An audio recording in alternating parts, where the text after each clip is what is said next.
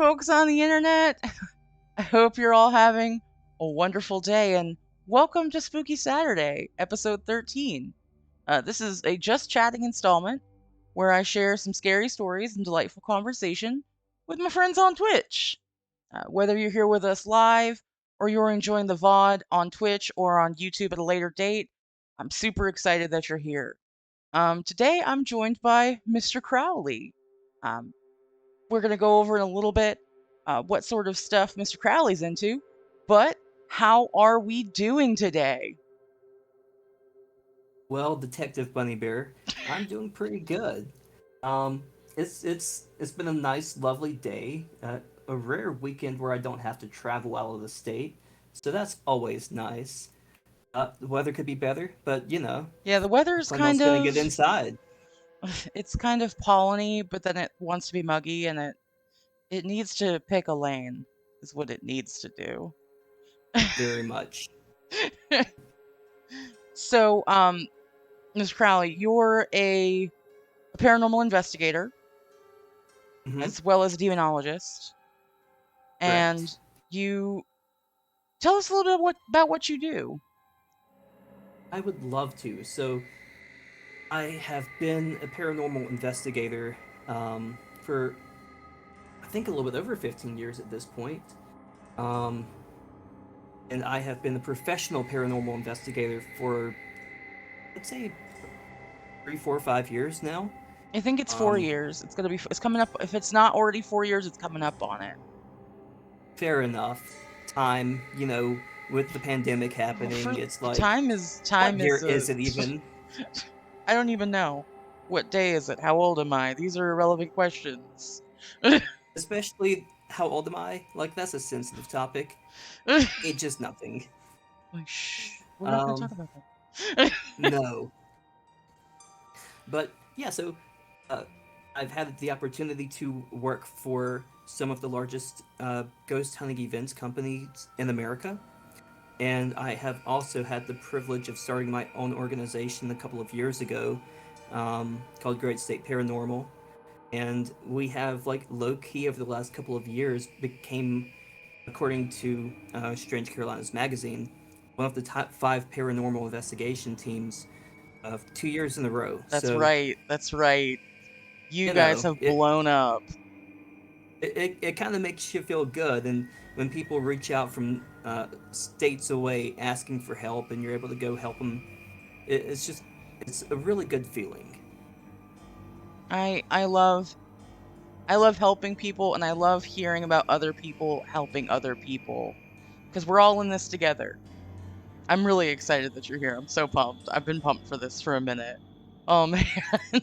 Same, because I know we've been trying to work this out, and part of why we've had issues getting me on is because I've had to go to a couple of states away for like almost every weekend the last several weekends, and yeah, it's fine, it's understandable, I guess. But Hey, I another thing mean, that I if you're helping go ahead. somebody, it's you I always got time. We always got time. Exactly. And another thing that I think your viewers, is it viewers? Yeah, Listeners? viewers, friends, The they're all my universe, friends. We're the all friends. people.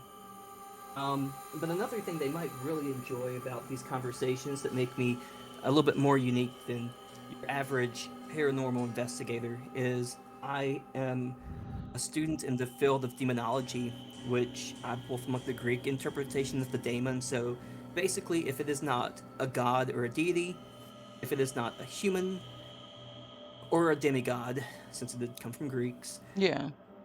everything that's not one of those categories, I study. So, the Fae, angels, demons, elemental spirits, you name it, I'm into it.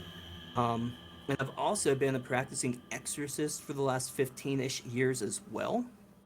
So, uh, there could definitely be, let's just say, maybe one or two good stories that have come up in those times. I mean, that's that's that's super impressive. Just gonna throw that out there. Very impressive. And I Appreciate it. I love hearing when people also love learning about all of the things. Because if you're like me, if you find an inkling of information and you're like, Interesting. I need answers right now. And then you go, you find them. And you can apply it to real Indeed. life or like whatever you're doing. In this case, your real business where you help people. That's awesome. It's fucking awesome. Well, and two, it helps build relationships with people when you're more open-minded, like I am. Because I was having a conversation with a friend of mine I guess maybe a couple of months ago, and like he had posted somewhere that when he died, he wanted to go off and celebrate in Valhalla, and at this time he didn't know. He knew I studied more things than just like the Judeo-Christian cultures, but Yeah, he didn't know everything I have studied. And so I just casually was like, nah, I'd rather go to Folkvanir and chill with Freya. for sure. There's He, so many places you can go. And I hear you on that. Full Vanguard is definitely not, this is not a knock on Odin. Not at all. Odin's Hall, no, absolutely choice. not. But like, beautiful fields, hanging Well, out. I mean, you got Freya. She loves cats. She loves magic. That She's sounds a full pretty. package. She's a full package. Like, what more do you need? I mean, there's mead there. There's mead everywhere. Mead for everyone. Huh, fair. Absolutely. Oh man. So I don't think you haven't you've been super busy. You haven't seen the show yet, right?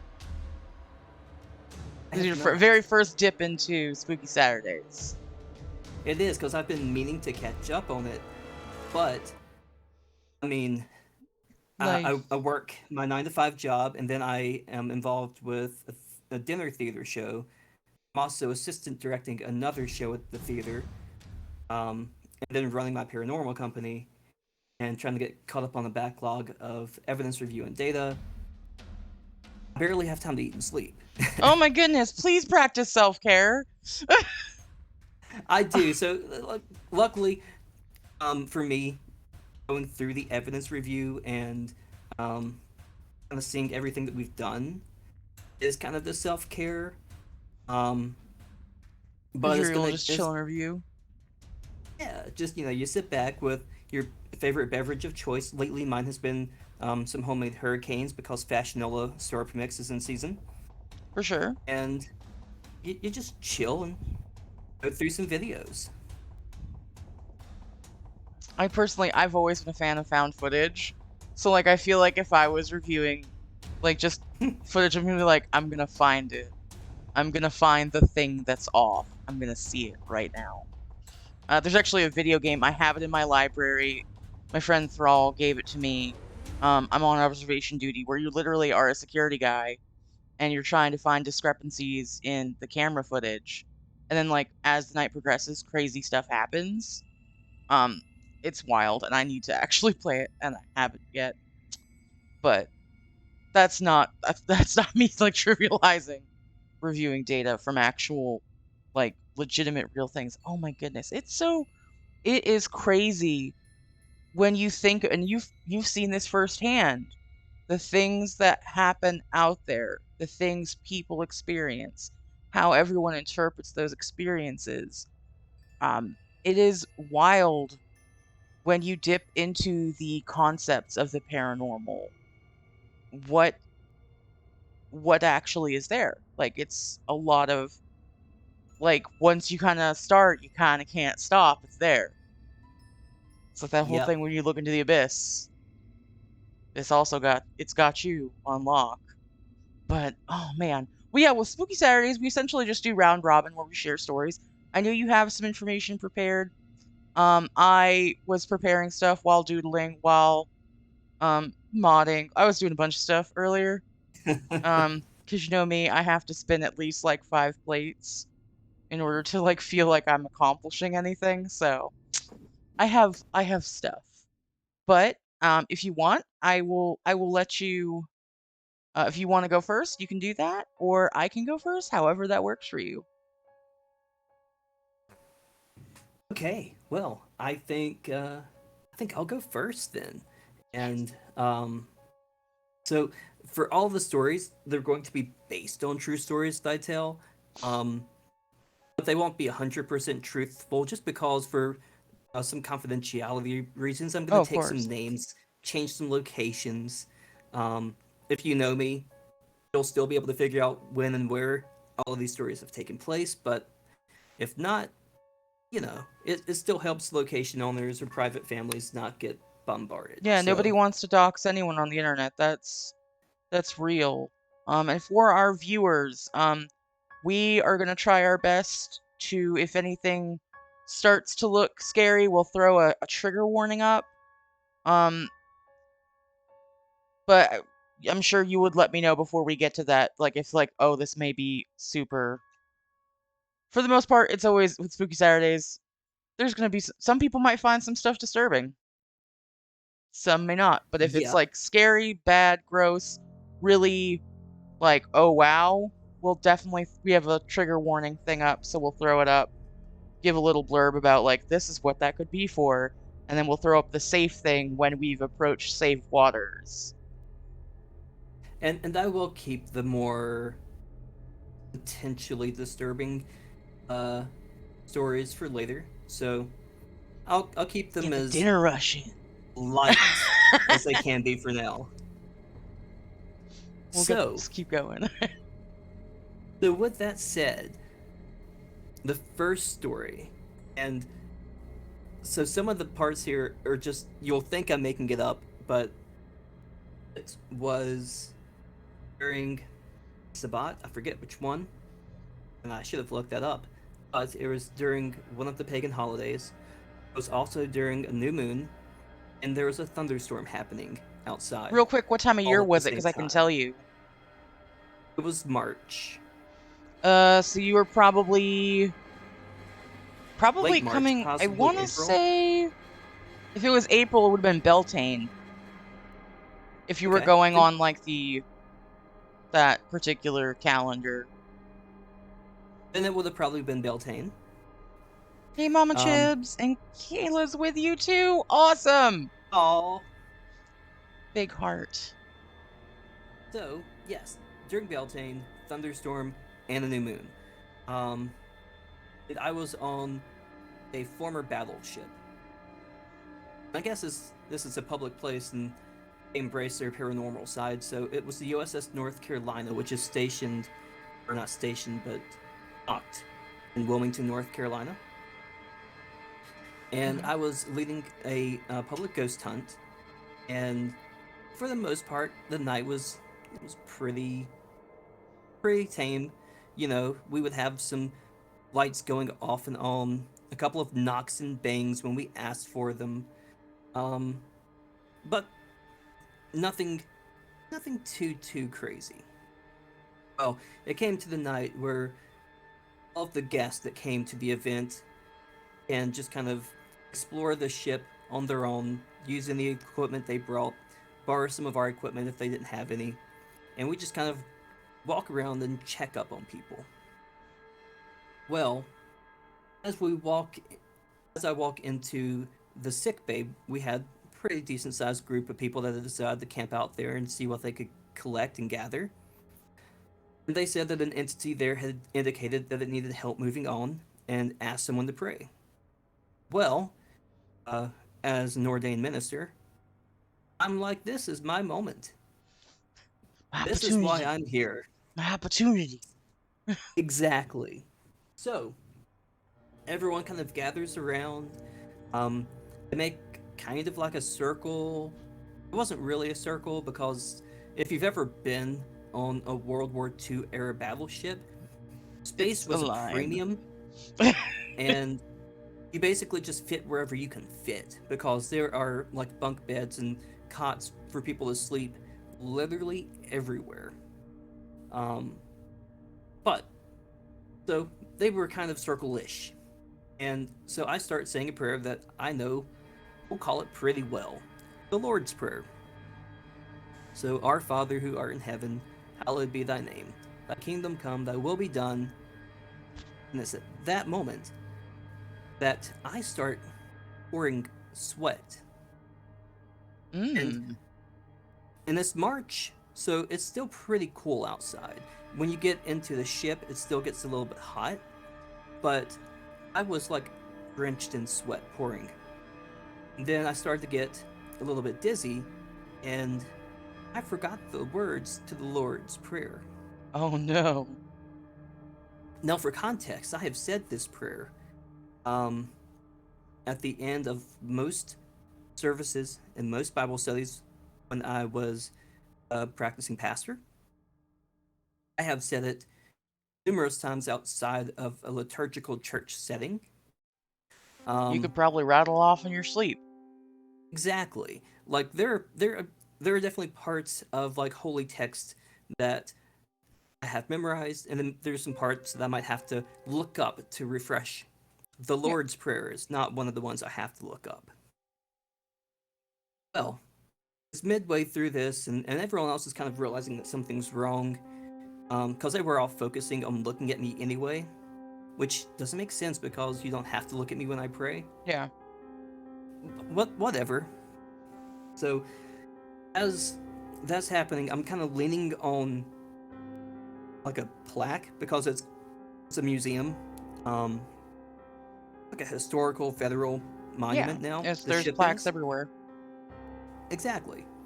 So at that time, someone with a flashlight, because it was still dark, they came over to kind of check on me to make sure I was okay.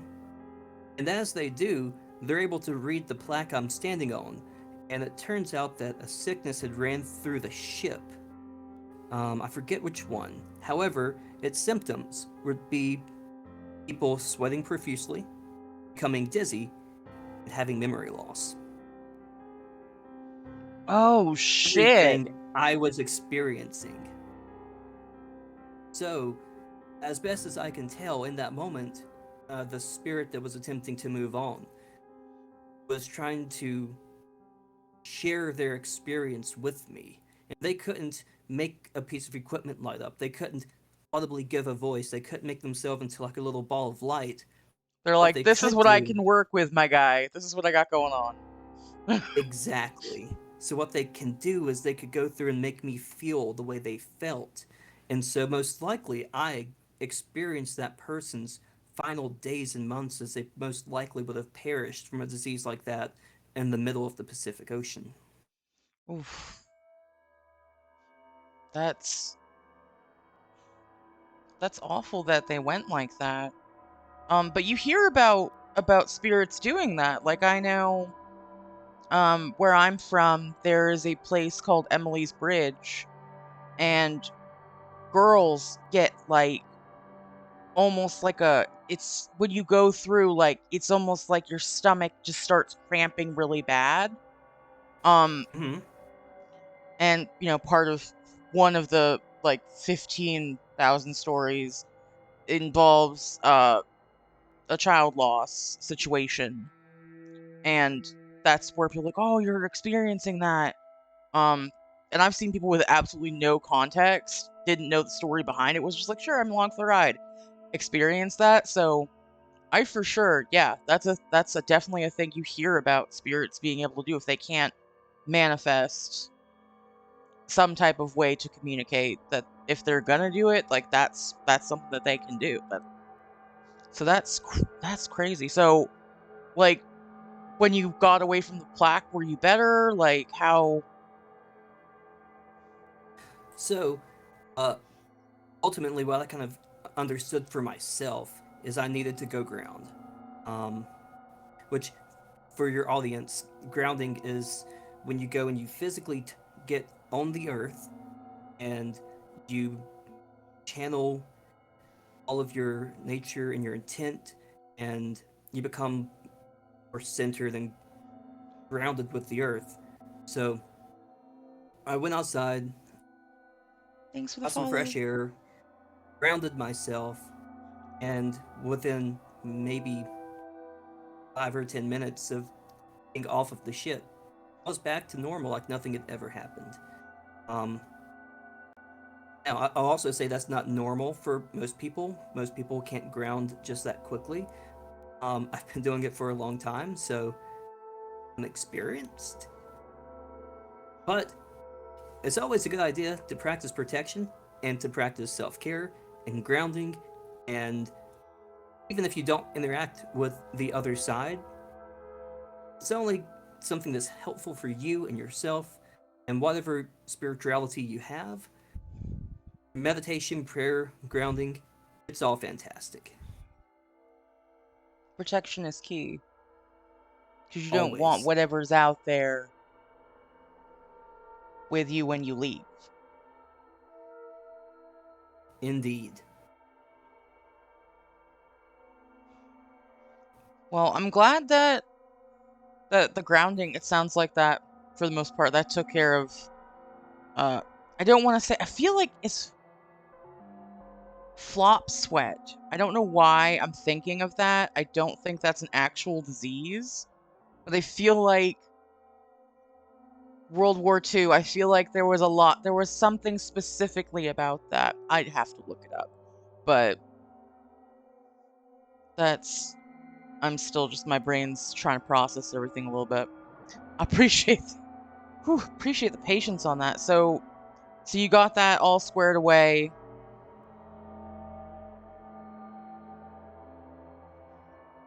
And then like you just continued on your tour or investigation. Yeah. Um, just took care of myself, grounded. Um, Luckily, I wasn't the only lead investigator for the evening. There were several of us. Um, and then just for the rest of the time when I walked through, made a point not to go back into the medical bay.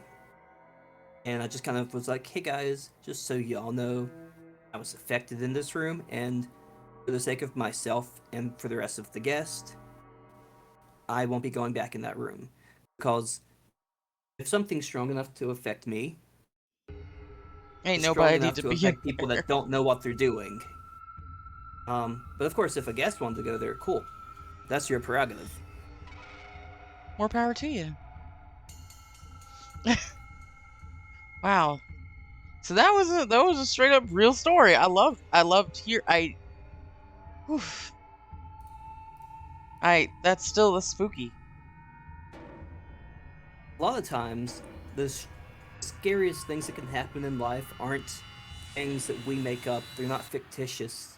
They're actual, real life, lived experiences. For sure. I mean, it's definitely like that whole thing, like life is stranger than fiction. And Mm-hmm. there's so many so many scary, creepy things that happen day to day that maybe John Doe doesn't like experience in his day-to-day life, but that's someone's life happening. It's happening to someone right now. And Exactly. it's just crazy. Again, it's the whole concept of just all of the things that you wouldn't think are real.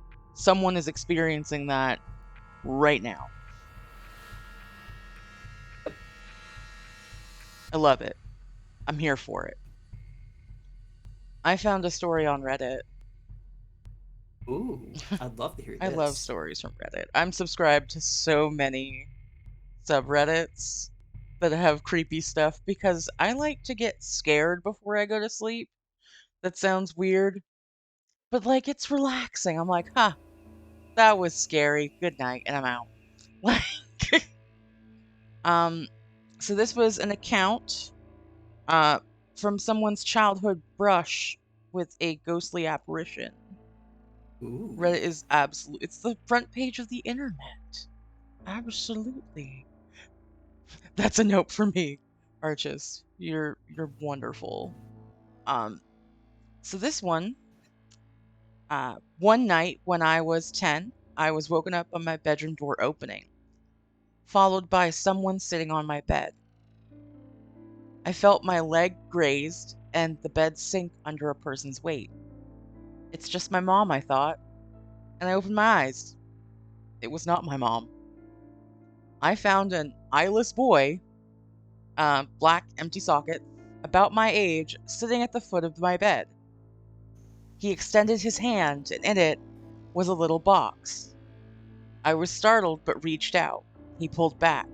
I reached again and said, "Give it." Then I blinked, and when I reopened my eyes, he was gone, but I could still see the imprint of where he sat on my bed. Fast forward 5 years, my girlfriend came over to do homework. After she finished, she took a nap while she was waiting for her parents. And when they arrived, I tried waking her up. She opened her eyes suddenly, looking up at a corner where the wall met the ceiling.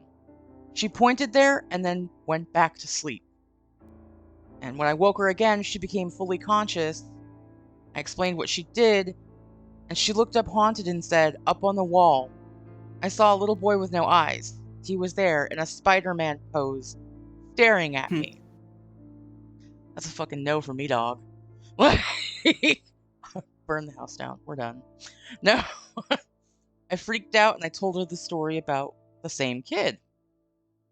And 5 years after that, I was living with the same girlfriend. We had a 2-year-old. We were living in my parents' house. So this is the same house. In my old room. My daughter started waking up at the same time every night, and she'd talk. After a while, I noticed she had almost the same conversation every night. I playfully asked her once who she was talking to, and she said, "It's a little boy. He's nice. He's lost and looking for his mommy." My daughter's nightly conversations continued until we got our own place a year later.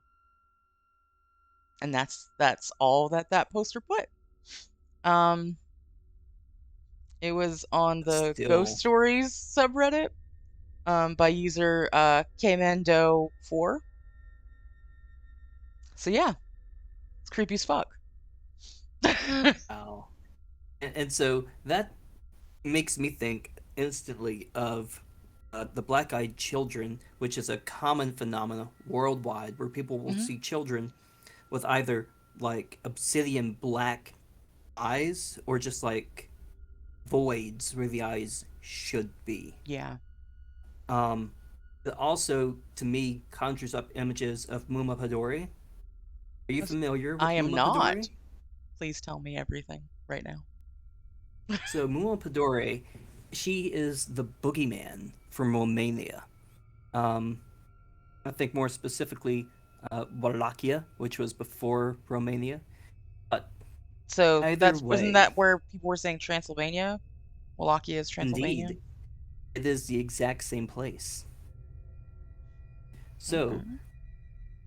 what Muma Padori does is she takes children, she takes them in their sleep, and she walks taller than trees, bent over, skin like tree bark, or teeth like needles, wooden daggers for fingers.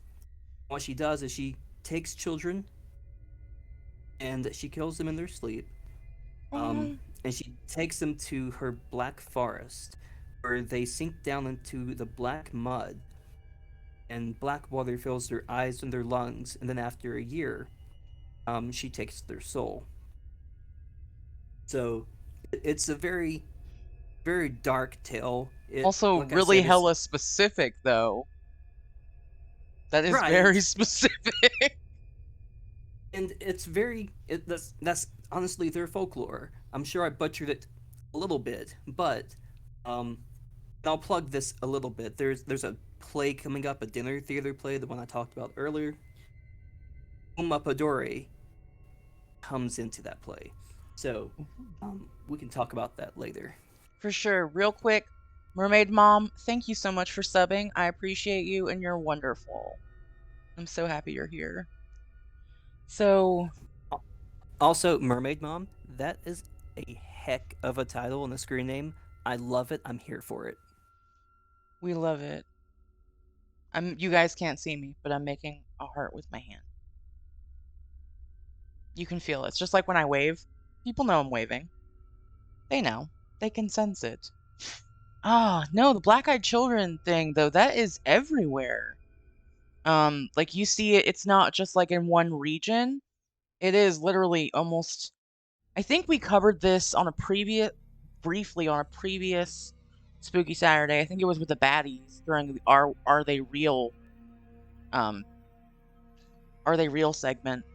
I think a lot of, like, there's a lot of different tales about them, but specifically that these children will wander around at night and they'll Mm-hmm. try to get in your house. They'll, like, knock on Specifically, your they'll try door, to get ask for help, you to let them in your house, to invite them in. which my first thought is fey nonsense, no thank you. But also just, it's creepy. That's super creepy. Like, if it's 2 a.m. and I have a knock at the door, I see some random ass kid just standing out in my yard, I'm gonna call somebody else to handle that. I know that sounds bad, but like, I don't want to first be like, if this kid is like going through some stuff, it's like a fugue state or something, or like if they're not showing like they're in immediate danger, then yeah, I'll call someone to come pick the kid up. I don't want to go out there and be like, hey, come on inside. Let me invite you into a second location and give you hot chocolate. You know what I mean? Same. And for me, I don't care who's knocking on my door at 2 a.m. It could be Tom Holland. You're waiting outside until I've had at least 6 more hours of sleep. Tom Holland, you should test that theory. No. I'm sorry.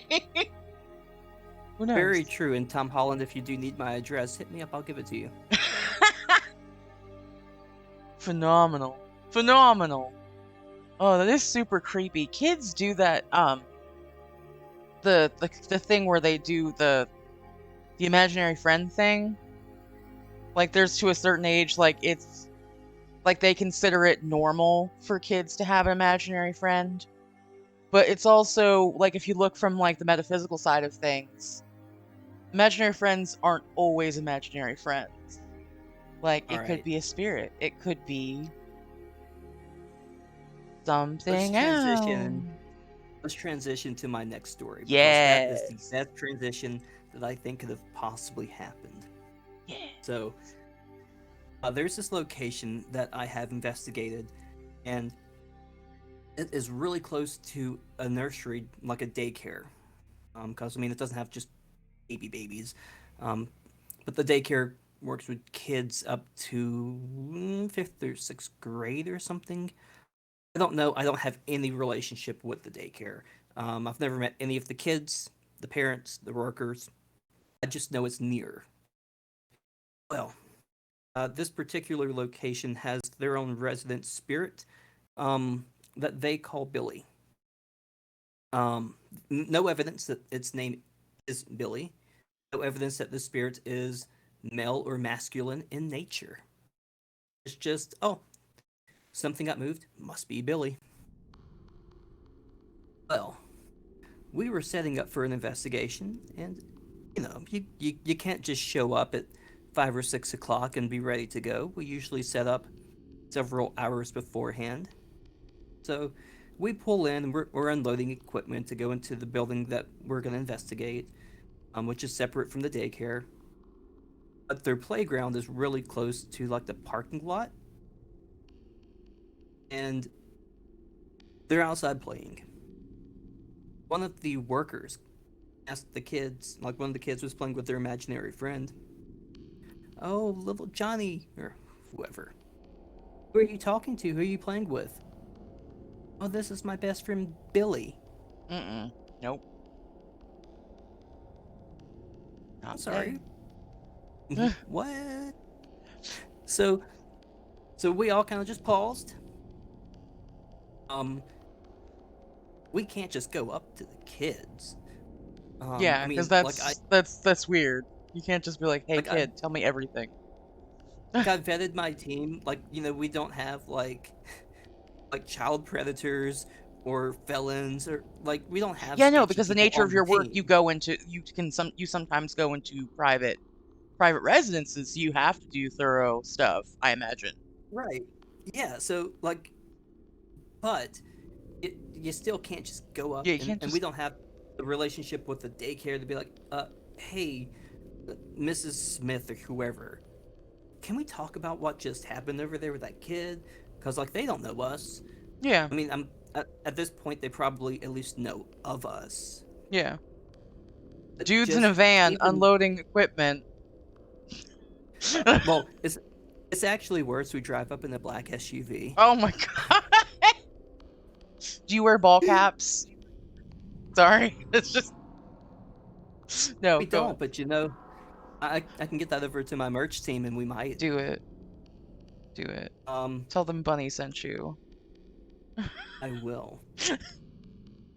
But even to this day, when I think about that story, and we've never really gotten anything too crazy at that location.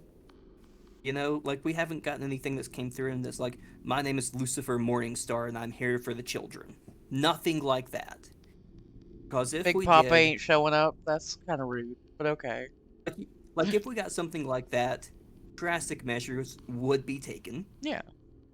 But we've never got anything necessarily bad. I still hate the idea of thinking that these kids, because kids are so much more receptive to the Yeah. spiritual realm, they're over here like legit playing with a ghost, and the daycare workers are just like, this is good, this is fine, just kids This is being kids. fine.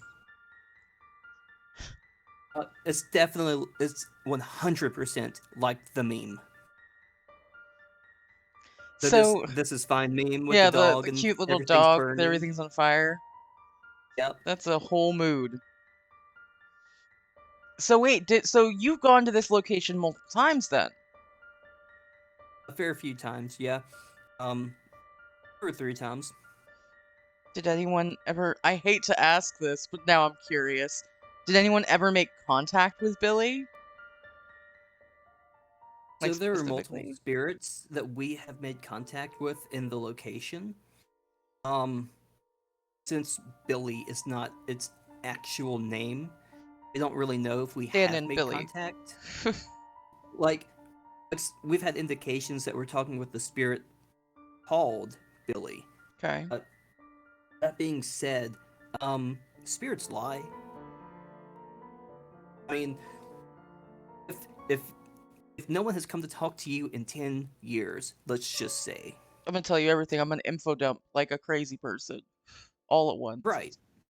Let's say someone walks up to you and they're like, "Oh, are um you Detective Otherbear?" No, I'm a detective. Yes, Maybe. yes, I am. I'm a I detective, absolutely I'm a am. bear, let's go with it.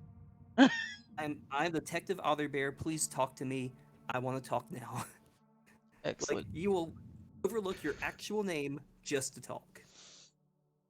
It's like when when you're working retail and someone looks dead ass right at your name tag, Hmm. and like let's say your name is Jessica, and they're like, "Hey Janet," and you're like, "Yep. What do you need, Karen? Do you need to use like your coupons? Cool, let's do this." Hmm. No shade on couponers though, because y'all do 100%. crazy stuff, and I am impressed. Save me money, but also don't buy all the toilet Yep. paper. I'll never understand how that happened when the pandemic hit. How people's initial rational, apparently, Rational thought thought. was there's something on ground that makes me hard to breathe. I need toilet paper. Well, I think what part of it is that the earlier reports from over the pond and across the way was that during their lockdown, the thing that people ran out of because they don't stock stuff like that in their house. Like in Hmm. Western culture, it's super like you have a pantry, you have a linen closet, you have a toiletries closet, you have a bunch of random shit in your house. Um, but like that's not the same cultural thing over the way. So the first thing that people were running out of was toilet paper. So Johnny in Wisconsin or whatever, if it's a real place, in Wisconsin, no, it's Wyoming's the one that's not real. Sorry, W's messed me up. In Wisconsin goes, oh man, they ran out of toilet paper, but how? I have so much toilet paper, I better buy 15 times this amount so I can survive. Which I get it. It's super weird. Like,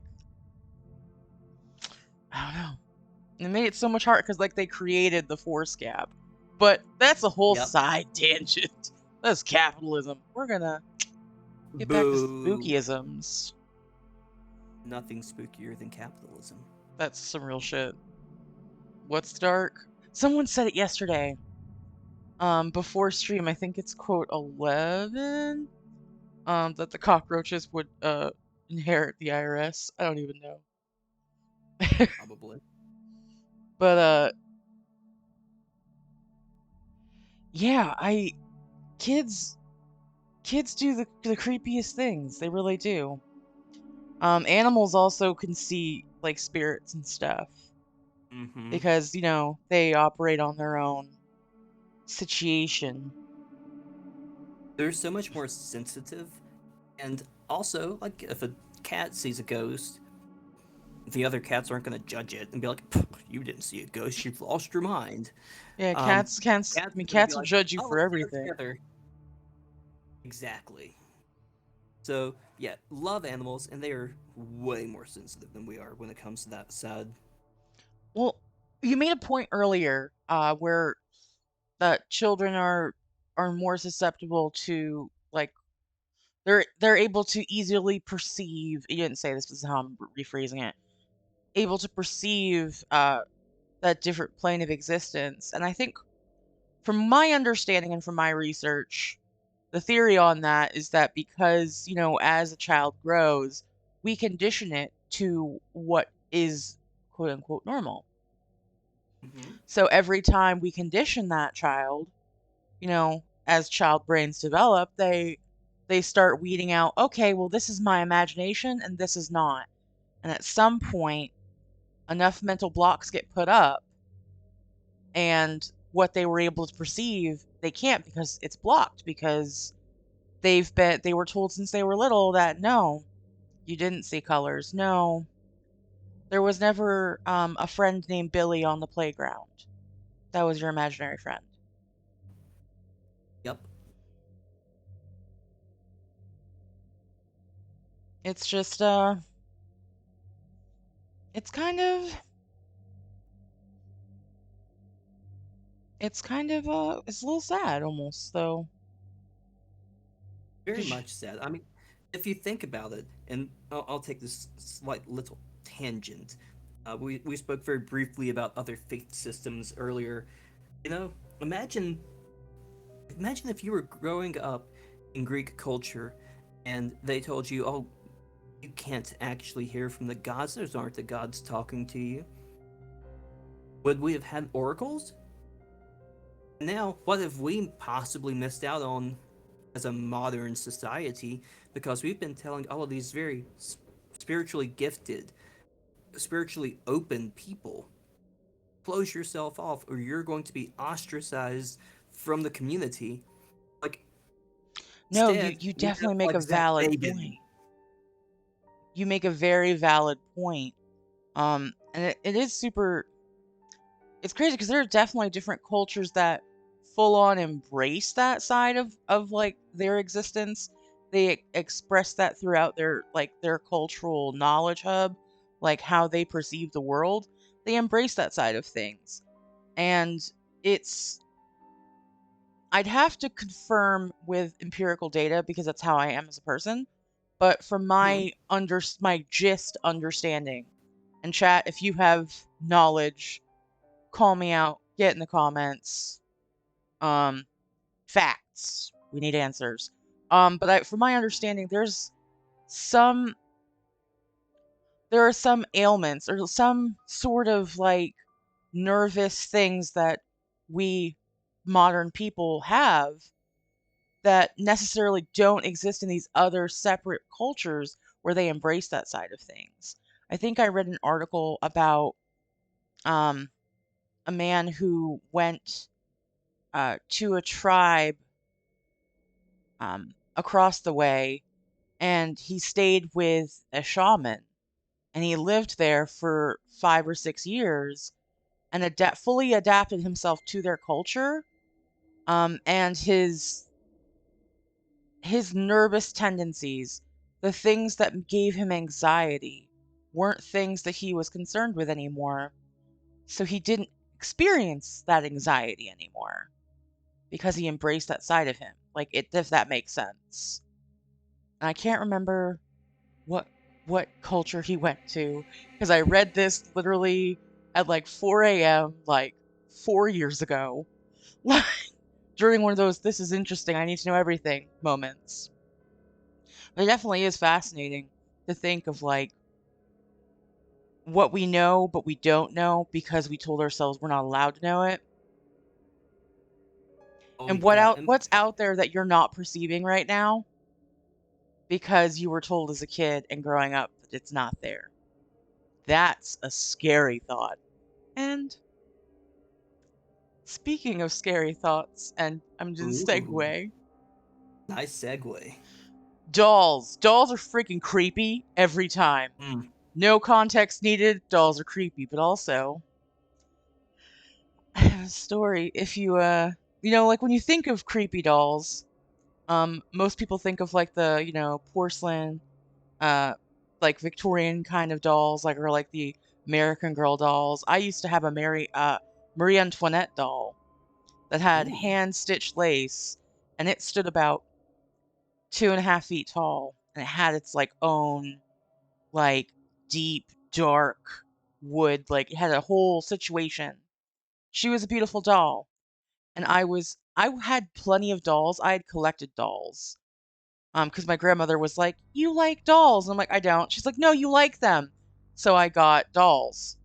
But there was something, I don't know where she got this doll from, and it was, again, a beautiful doll. Like, painstaking. There was so much detail. It was hand done. You could tell a lot of love and care went into creating this doll and maintaining this doll before it came to me.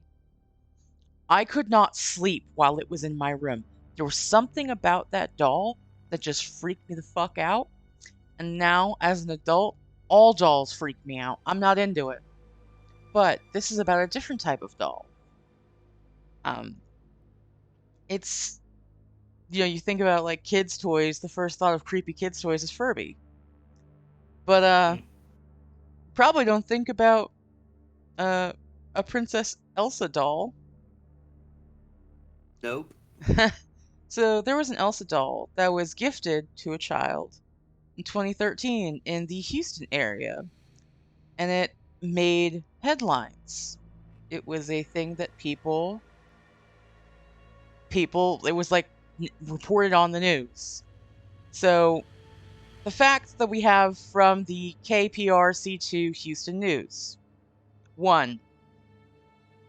The doll recited phrases from the movie Frozen and sang Let It Go when a button on the necklace was pressed. 2. For 2 years, it did that in English. The mother, Emily M., said. In 2015, though, it started doing it alternating between Spanish and English. There Huh. wasn't a button to change this.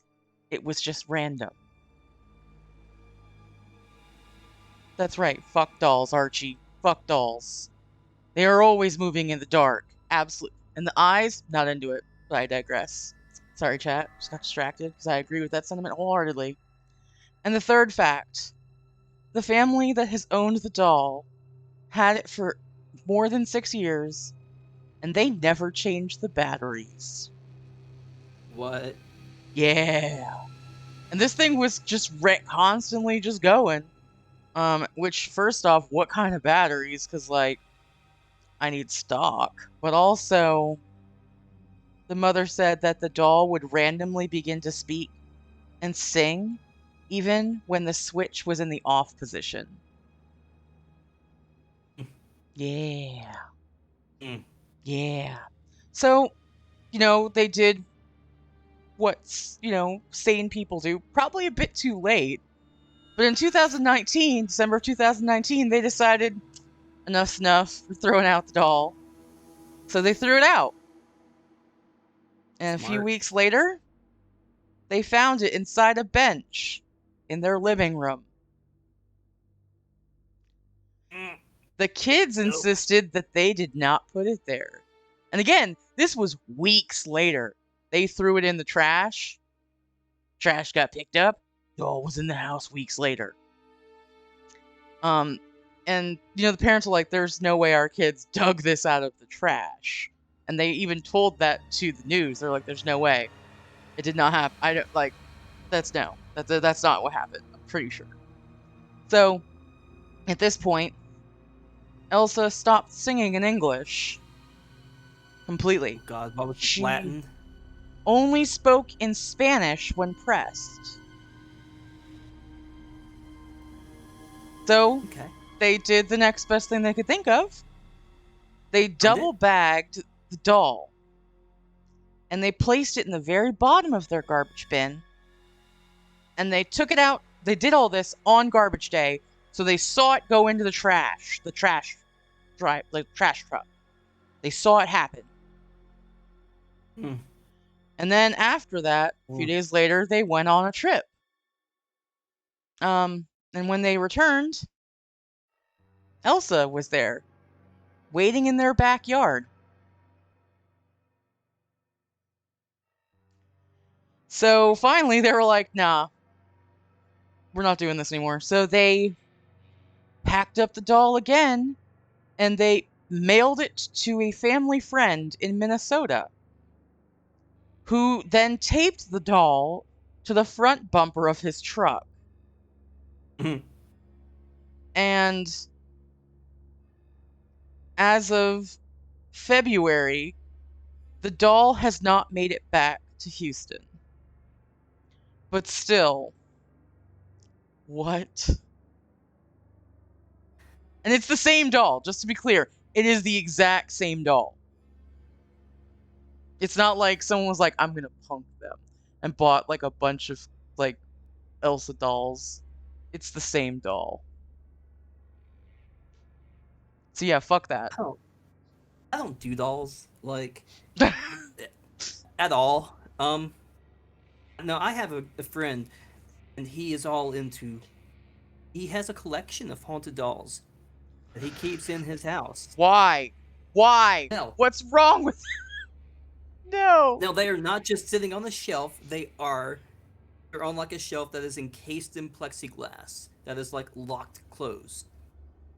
But it's still in your Smart. house, my guy. Oh my The paranormal community, we all have our own quirks. His is dolls. Um, but he's a genius. Like he makes his own equipment, and he's like an electrical engineer or something like that. Just so smart when it comes to understanding how things work and how to make and build things.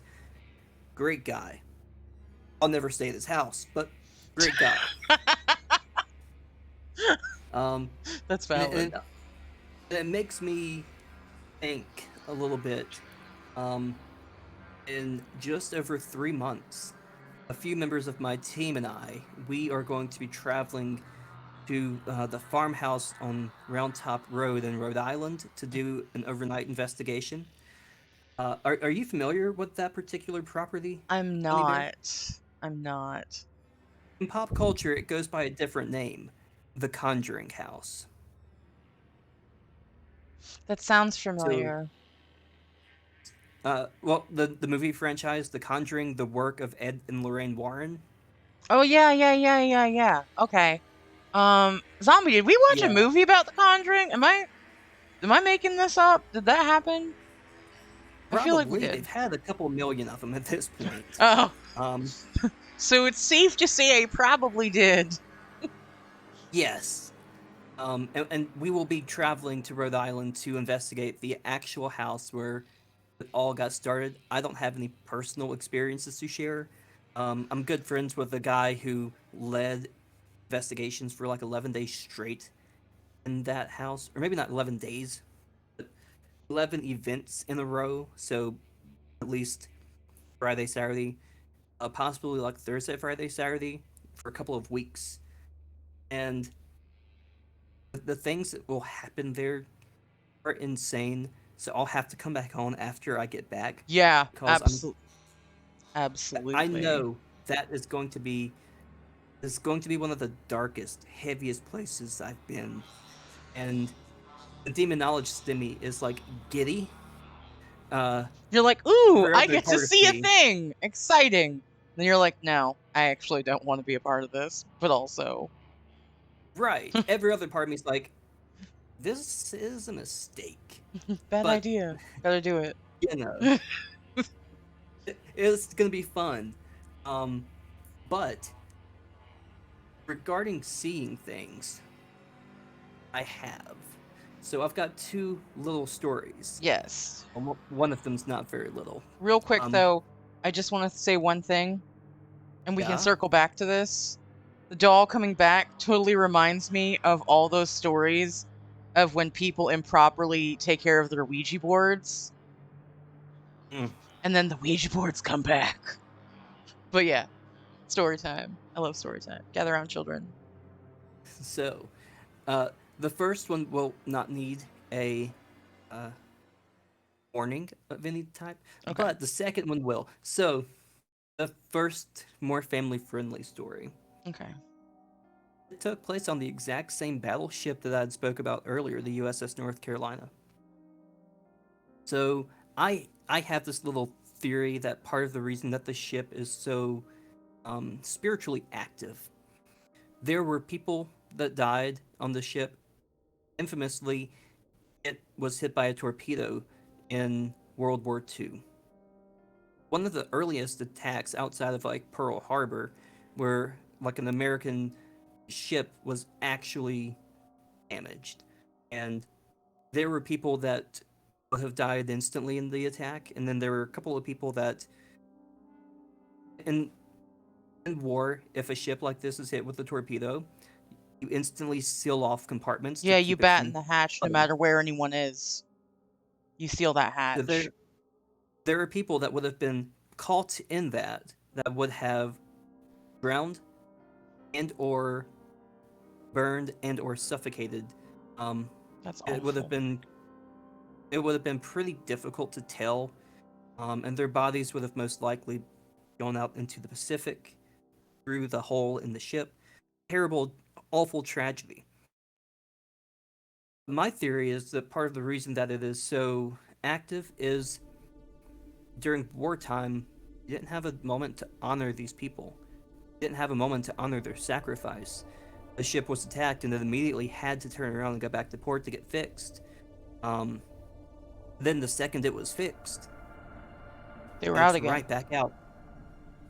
Um, and if you guys ever go onto the ship and get to go to the section where the torpedo hit, it's the public doesn't get to go, but they do allow teams to go there on paranormal investigations, and sometimes they allow select groups of the public to visit. They had to use a different type of steel.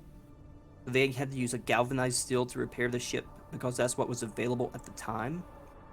Paint does not adhere to galvanized steel. It sure don't. So, so as you walk to where this ship was damaged, it goes from painted and it looks great, it's historically accurate, to bare, barren metal. And it's just a heavy feeling, and but it's also at the same time kind of a light, heavy feeling because these people died fighting for something they believed in. For their Because families. fascism is bad, and Absolutely is. We here at so Spooky Saturdays anyway, are not into that. negative, absolutely none. Uh, and that's why I'm assuming you also stand with Ukraine. But Absolutely. I got sunflowers on uh, all of my stuff. I see that now, actually. So what I like to do when I lead events is some point in the night. It always happens. The guests get a little bit restless because I might get caught up in this went off and this is happening, or maybe I'm bored because nothing's really happening. I always take everyone to the chapel. I have everyone kind of gather around. We'll read a few psalms. We'll offer up a couple of prayers, and then we'll call out the names of everyone that died on the ship by name. We have a little honor service, a little memorial for them, and give them the respect that they deserve. That's actually So, that's really nice. That's good.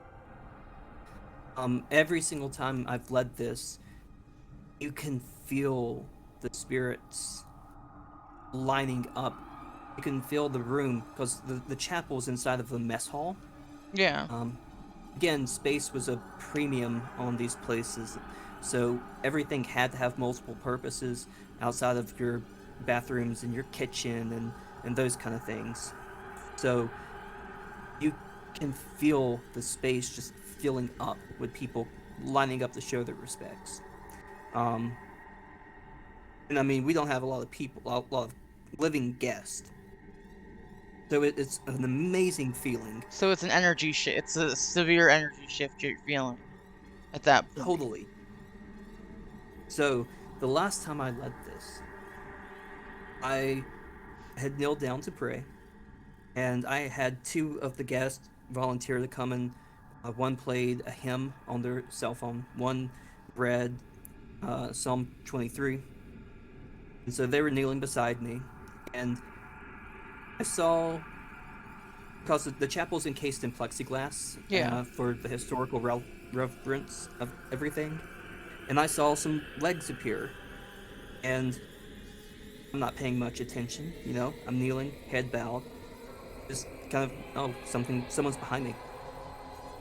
Well, I see the other two lead investigators with me run up and start ducking underneath the plaque to look inside the chapel. Inside of this boxed off plexiglass section that we didn't have a key to, a solid black figure materialized Oh in front shit. of the altar. And again, it wasn't dark, it wasn't bad, but it was almost like one of the spirits going up to the altar to maybe we had just called out their name, maybe they wanted to help honor some of their fallen friends, but an actual physical manifestation in that moment.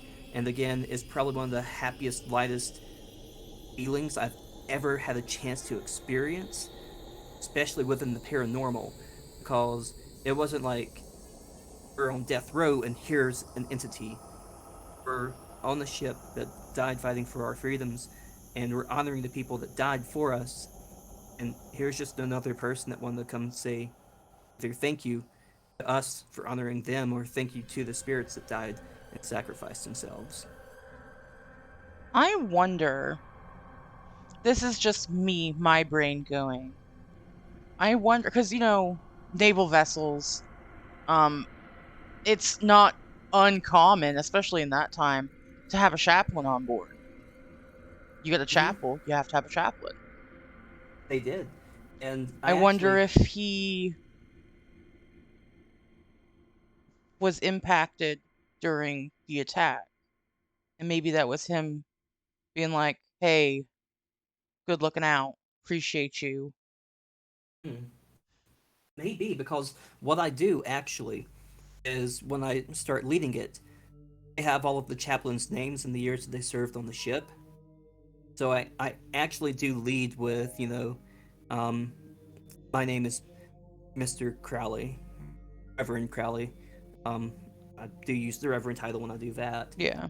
And I'm here on behalf of Reverend Sergeant, I forget his name, but I call out the name of the exact chaplain that would have been serving with them at the time. And I state that he's invited me to come and lead the service. So I've never really made that connection until right now, but that's also just so cool. So I solved it. Potentially. And that's the beautiful Plausible. thing about the paranormal. We'll never really know on this We'll, side. we'll never really know on this side. Oh my goodness. Um, Now, slightly creepier physical manifestation. Okay, so for trigger warning purposes, what should we warn people if it's scary, if it's really like bad? Because I can throw up a trigger warning if you think it's Potentially, it does involve minor. No one got hurt, but since it does involve something going after a minor, people who have children might not like it.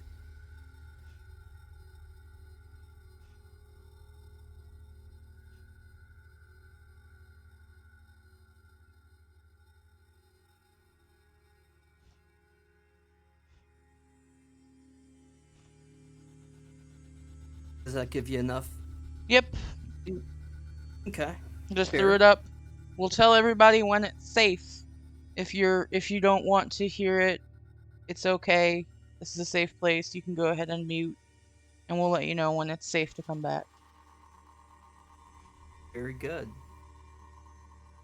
So, I was working in a theater. Not professionally, just volunteer working, helping get ready for a show. And while we were working, the theater is haunted, as most theaters are. Yeah, that is a thing. That is absolutely a thing. It totally is. My theory is because there's so much energy that comes in, whether it's the actors putting on the show, taking on new roles and new forms, the audience coming in. You know, you've got your comedies, you've got your dramas. So much energy is just being pumped into one central location. So if you're a spirit and you need that energy to feed on, there it is. It's like a buffet. It's pretty regular. Pretty regular. You're gonna have a main stage show every couple of months. You're gonna have a off show every couple of months as well in between your main stage shows. So probably every other month you got something happening. Plus rehearsals and all that jazz. So while we're preparing for the show, one of the people in the show was, oh gosh, what would he have been? 16 at the time, 15, 16. And while we were working, we were up in the tech booth, so we were as far away from the actual physical stage as you can possibly get and still be in the auditorium. So he went off to one of the workshops onto the side of the stage to go get a hammer or a drill, paint, something. And there's an entity that we've seen, rather tall, faceless, dark mass. And when I say tall, I'm talking about like 7.5, 8 feet tall. And none of us that work within the theater are 7 or 8 feet tall. No, that's Shocking to hear, I know. You guys don't have an 8-foot tall person. You don't have an 8-foot tall stagehand. What are you even doing? What are you even doing? Pack it up. I know. We're not Broadway. If we were, we would. So, as we see him go off, we have another person, or not person, me and another person were up in the tech booth working, so there were two of us. And as he goes off stage behind the curtains, we see this 7, 8 foot tall dark figure just so ominously, slowly strut completely across the stage and follow him into the workshop. And this person, he likes to intimidate and to scare. So it's not uncommon for you to turn a corner and see him. You never see his face, but you always just see his presence. And so we very quickly ran down out of the tech booth and ran backstage to grab him and called him back through another way to get into the auditorium from backstage. Because, of course, in the theater, you can always get into the auditorium from multiple different perspectives. Yeah, you gotta be able to get, especially in certain shows call for it. Also, if somebody accidentally leaves a boom light on a wood stage turned on, yeah. I actually was in a show where somebody did that, and it caught the stage on fire. That's terrifying. Good times. Nobody was hurt. It was fine. That's good. I guess that's an appropriate time to call fire in the theater. But so we got the kid from backstage, and then just as we physically saw the kid, we saw the dark 7 foot tall man just kind of poke from around the curtain from right where this person would have just been, just kind of like creeping out to look at us like, oh, come on. I Like, was I gonna almost scare had you. him.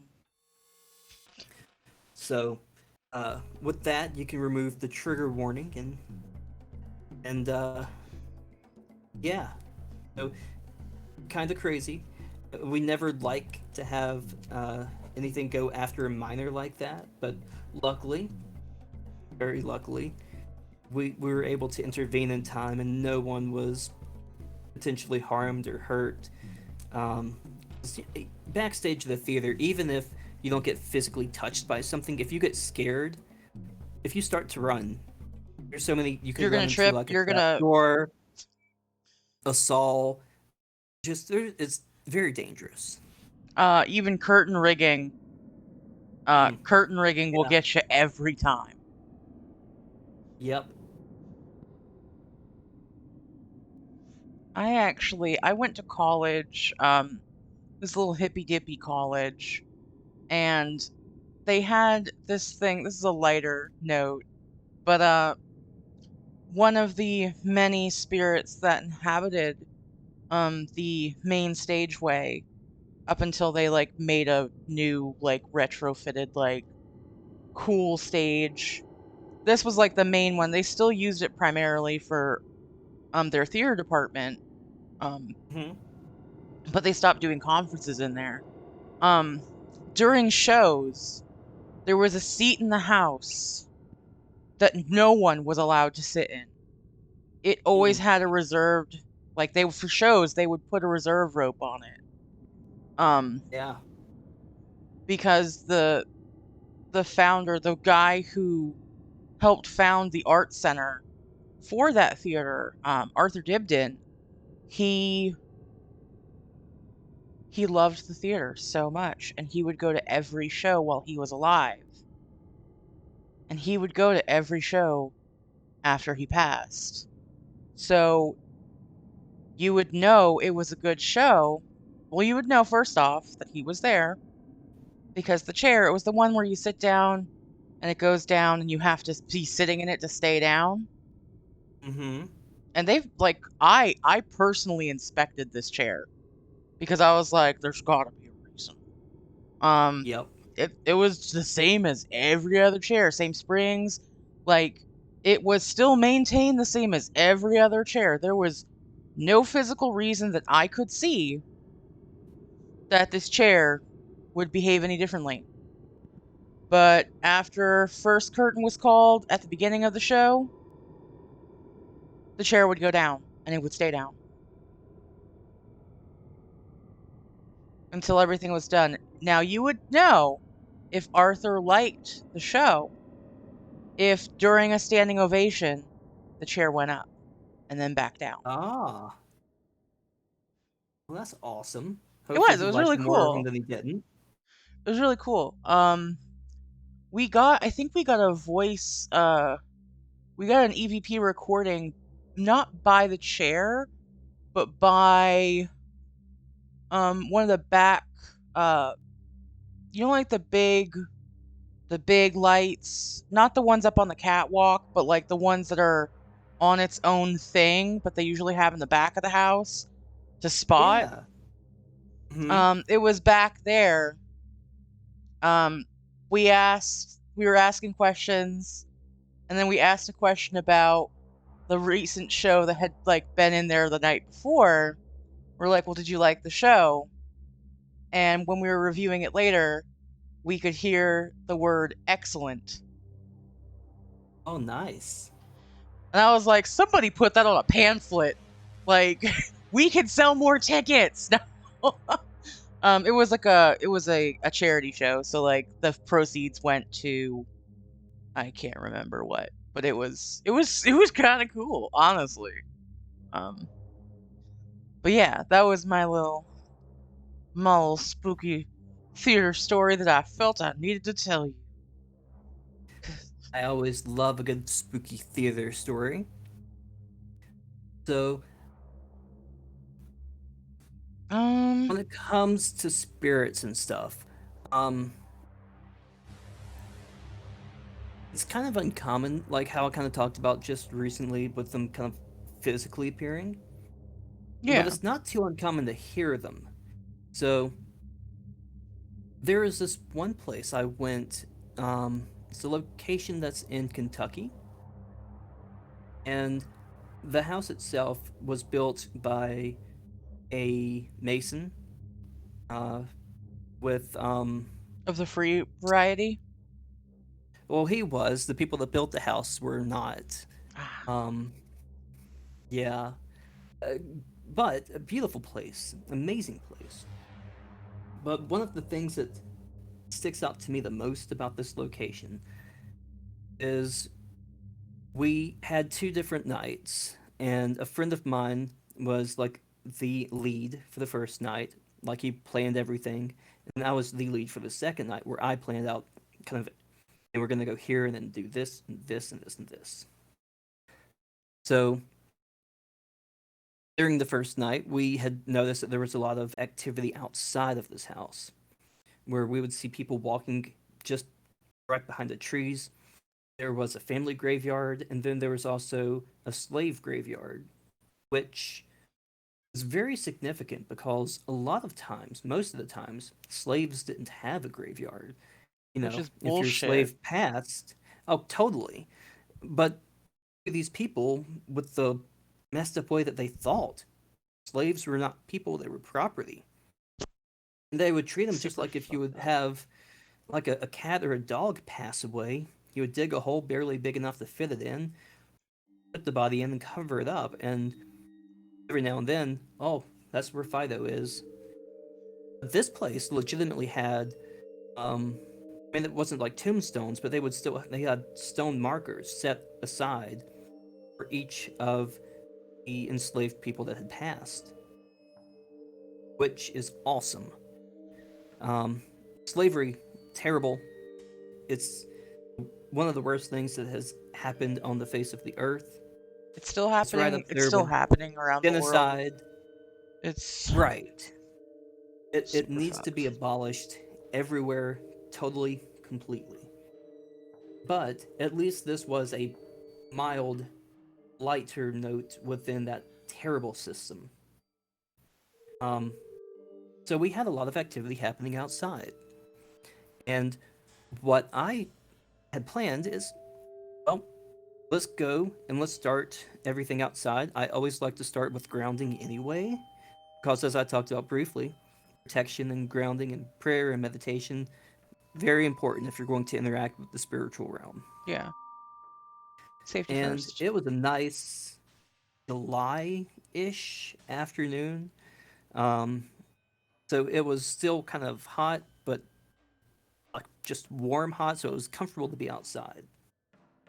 So we all go out there and we do our thing, and we start to see, some movements within some of the tree lines. We can hear people almost like marching because there was some Confederate Civil War battles fought nearby.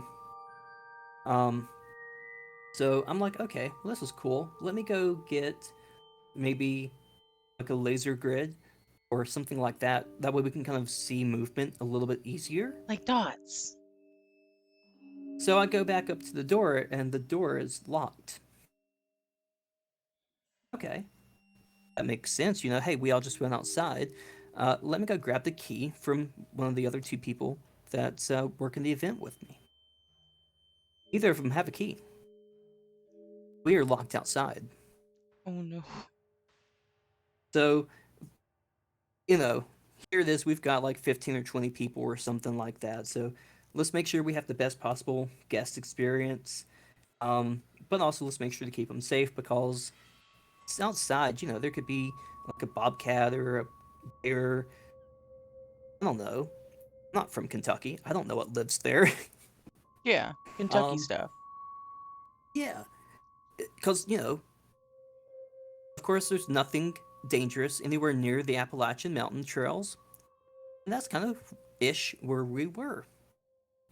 So let's do some stuff here. I've got this equipment in like a pocket, and we're gonna just go call the location owners. They'll come open it up. Turns out the only way to lock this door is from the inside. Or Um, or with a key. Or with the key, or the you can key. lock it from the outside. And point blank, we didn't have the key, or else we would have been inside. So we had the location, they had security cameras up, and they actually reviewed all the security footage. And in the footage, you can see the key left on the table. We all go outside. You can't, it's not clear enough to see like a lock turn because of how it was made. Yeah. The next image you see with any type of detectable movement, me walking back up to the door from the outside and it won't open. And we had multiple people try to open it. It wasn't just like I went, oh, and it was like just hard to turn. My child's strength cannot open this door. Sorry. So very, very, very cool. I don't know if I'll ever have an explanation on how we all got locked out of that location, but it was fascinating. It was amazing. And even though I still don't appreciate it, it's one of those things that's going to be forever ingrained with me. Always make sure you grab the key. And also, But that makes me think of another door incident I had. Oh, this is a fun one too. This is actually at the location. It's the Truvette Clinic in Hamptonville, North Carolina. My group's actually hosting a ghost hunt in just a few weeks from today at this location. Tickets are still available for both nights. Not so shameless plug. we'd love to see But it. the first time we went, we just did a private little investigation because we always want to make sure we know what we're getting into before we bring a guest in. Well, we're starting off in the basement because that's where a lot of activity they say happens. With some more spirits that they have given names to, but there's no like primal historical documentation on who these people would have been. But that's common in the paranormal. Yeah. So we went down to just start interacting with the spirits that are known to be in the basement. And the camera died on me like almost instantly. Okay, maybe I didn't put the fully charged battery in, right? Yeah. I've got backups. I come prepared. So, I tell the rest of my team, hey, you guys go ahead and get started. If you need to set anything else up, go ahead and get set up. I just have to run upstairs, grab a battery, come back down. So we did have someone that was kind of like hanging out on the stairs, just kind of like a security protection kind of thing. And so I go get a battery, I come back, and as I go to close the door behind me, as the door makes connection with the door jamb, the handle comes off. Oh And no. I start to fall. If it was not for the person that was on the stairs, I would have fallen down this staircase. Probably gotten hurt, but luckily he caught me. The doorknob does not come off. It's since been reattached, but I mean, you know how back in the day, they built things better. They built things to last. This is one of those things that was built better and built to last. So Yeah, like honestly, no shame on new door handle manufacturers, but realistically, as a person who's worked retail, there is a distinct difference between cast iron door handles from like the 1800s that they are hefty, they are not going anywhere, and if they happen to break, if in the unlikely event, like you're not gonna replace it, like you're not gonna be able to, like you just gotta start fresh. But like the ones now, like you can look at it wrong. Mm-hmm. Well, and this one was also made out of brass. Oh, So again, yeah, that shouldn't have it fallen was it off. was a yeah, it was a former psychiatric hospital, so it was all very pretty, very nice. And yeah, it literally just came right off, almost like it was never on the door.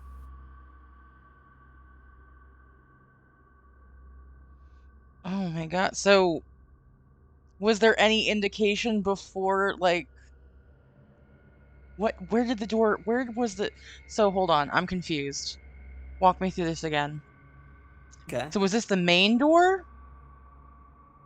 The only door leading into the basement from upstairs. I mean, there's an outside door, but yeah, the main door leading into the basement from the ground level. From the ground level.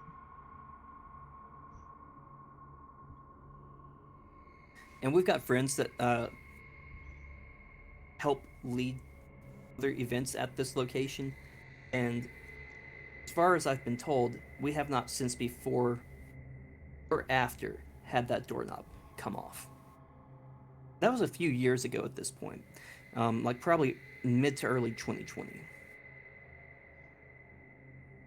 So, you were just the cool, the cool one they picked. Sure. In my experience, actually, a lot of spirits do not like me. It is not uncommon for us when we go into a location for them to say that they don't like the reverend, that they don't like the priest. Um, and I don't I don't usually volunteer that information to the spirits. I guess just they can tell. Yeah, with the work I do, I guess it leaves a lasting uh, energetic or spiritual imprint upon myself and my aura. So they pick up on it. And yeah, spirits typically don't want me there. I, I guess it's because other people have come through to maybe help move them on, even if they don't want to move on, and like just try and push them out of a place that they might have every right to be in. Um, or, I mean, even think about this. Most spirits were once living, and how many living people are traumatized by religion used in the name of controlling others? And so here it is. That's I come factual. in and Especially I'm if a minister. if it's an asylum, though. That's my first thought, Yep. is that, yeah. Oh shit. Okay. But you have this And experience a lot of places, not just there.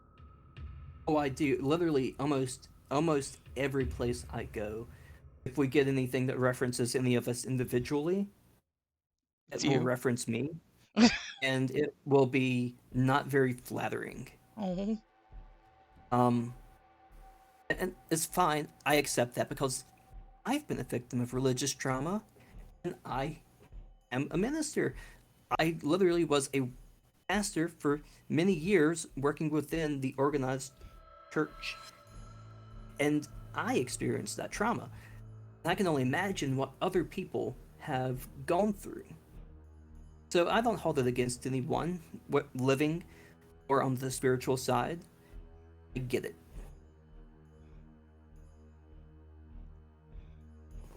That's I definitely I'm just trying to, so do they call you Mr. Crowley, or do they specifically say the Reverend? It's usually a mix of like the reverend, the priest, or the minister. But there's a location. It's in the town that our team is based out of in Wilkesboro, North Carolina. Um, Benton Hall Community Arts Center. We do a fair amount of events there, both public and private. And because I've been in that building so often, they have actually started calling me by name. Um, You made a friend. well, there are also some of the ones that say that I need to leave them alone, Oh. which is weird because I've probably investigated that building 9 or 10 times. And okay, admittedly, one time I did a little bit of a cleansing because we had a guest that got negatively affected, and in my it was a learning lesson. We were doing events far too close to Samhain or Halloween. The veil was thin. Um, we didn't give enough parameters on don't be Zach Bagans. Stuff I'm happened. so So, glad. Can I just real quick? Zach Bagans is a cunt, and he should stop being. oh, He should stop fucking with spirits. And I hope he I has the day he despise him. deserves. I despise him, but at the same time, I have to also have a part of me that respects him because if it wasn't for him and his show, there would not be the level of interest and fascination in the paranormal, and it wouldn't allow me the chance to do what I do as easily. But that being I said, guess yeah, like the whole bad news is still new or bad press is still press, kind of. right, but I still hate him. I despise him, and I love watching his show. It's a Thank you great for reality TV thank you show. for validating me. I appreciate you. But just if you watch that reality TV show, keep in mind it is just as real as Keeping Up with the Kardashians or the Real Housewives of wherever. And if you watch, anytime that he and whoever his co-stars are get absolutely terrified and leave a location, that's when it's a real legitimate haunting. And when he has like a spirit box, which I use too, but he's like, oh, it just said that it doesn't like me because my name is Zach Bagans and I do this and this and this. That is fake. Um, or when he like enhances the audio, I enhance audio sometimes too, and I get like a little blip or a word. The amount of times they can enhance audio and get like sentences is definitely fake. It's like when CSI blows up a security camera footage, and they're like, we could see the killer in a reflection on a screw on the license plate Mm-hmm. from 80 feet away. It's not plausible. Exactly. It's not a. It makes for Oh, great TV though. I It makes mean, for really good TV. I guess I just personally, and this is again my personal opinion, belief. Take it with whoever you will. Um, we should always respect the spirit that's out there, and if you clown around, you'll find out. That is real. Absolutely. That is a real situation. Um, and a lot of people just think like ghosts are. It's a person. It's a thing, but there's spirit literally in everything. And if you are disrespectful, if I'm a water spirit and you're disrespectful, I'm gonna rock your shit, dude. Because I don't like when people come to me with Absolutely. that attitude. But if you're nice to me, I'll probably hang out. So I was on an event recently, and there was another team there. They were doing a little bit more provoking than I would have preferred, but you do you. You do I've you, got boo my boo. protection up. You do you, boo I've got my boo. protection up. I'm gonna take care of me and my team. We're not gonna get affected. Because that's what I do. Um, You but at the used your same street time, smarts. um, and I usually extend my protection to anyone. Like if it's a public event and we're running it, I put our guests under the same level of protection I use for my team. But when I noticed this other group that we were with started like provoking, I was like, hey, just so we're clear, I'm not responsible for them. I'm not protecting them. If you do anything to them, I'm not retaliating against you, which I normally would if I had to. Yeah, because Um, you want to make sure everybody's safe if they're under right. your care. But if you want to operate under the principle of fuck around and find out, no, I'm not Hook gonna. them up. We're Do not it. gonna happen. Do it. So, um, let them know. Hey, if you guys want to go crazy, do what. If they're asking you to touch them, touch them. Do it. If they're Hit asking you them. to turn something on, turn it on. If they're challenging you, materialize if you want. Whatever happens, happens.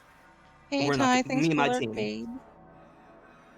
But yeah, me and my team, we're not gonna do that to y'all. We respect you. Don't touch us. So we go back out and they start having some of their equipment go off, which is cool, you know. So Wow. I'm like, hey, if you're using this REM pod, that's the device with like an antenna that goes up, and as things get within its magnetic field that it creates, it changes like colors. So I'm like, Ooh. it's a really cool thing. So I'm like, hey, you're using this device. Grab the antenna. How strong can you get? And it like instantly went as like it peaked out. Oh, And shit. then we started the lights started kind of flickering a little bit. Like it looks like you're taking the energy from this. If you are, go ahead and drain it. Just drain all the energy from it. Then like almost on command, the REM pod died. Oh. So it was Then a big friend. and then it started doing similar things to other pieces of equipment. Um, well, fast forward, and a couple of minutes later, it's killed a couple more things that they were using to interact with. Oh, the other team found Yeah. out that it had killed their cameras.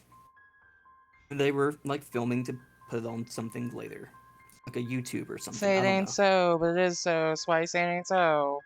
How awful. Well, well, uh, we think, okay, well, we're gonna just go do a break. Maybe they got more batteries for their cameras. They didn't, but maybe they're just gonna go replace the batteries in their equipment. You know, that's like 9-volt batteries, AA, AAA batteries in most things. Yeah. So once it dies, I don't have to sit here for an hour and let it charge. I can just put something in and go. Pop and go. So, you know, my team, we're just kind of walking around a little bit during the break, just checking on, making sure the building's good, seeing the vibe and the energies in different locations. So we come back, and the other group is packing up and leaving.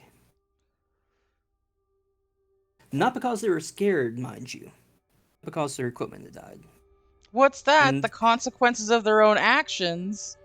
Awful. but Tragic. but for them, they had gotten all the footage that they wanted to make their show, so they left. But they left right after whatever entity was probably about to do something. It gathered all of this energy. So we had to go back through later, and kind of like give it an avenue to expel some of that energy because it had gathered everything up. It had prepared for climax and then got left on red. Oof. Oof. It was ready. It was gearing up for them. It was And gonna hook them up. you know, I don't care what you do. Whatever you do is between you, maybe the spirit, or you and whatever god you wish. But if that were me, Don't and blue. I see Don't things blue going ball. crazy, I'm sorry. Don't blue exactly. ball. Your spirits, people, is in chat right now. Smart people in the chat. So this stuff is just going crazy. If that were me, kill my cameras, drain all the energy from my equipment, maybe drain all the energy in the batteries I brought. I don't care. I'm gonna still go back out with like just regular copper dowsing rods or a pendulum, or I'm just gonna sit in a dark room. I'm not gonna leave when things are reaching their peak. Yeah, because you won't gain anything from that. But yeah, that's how some paranormal organizations and teams and people are.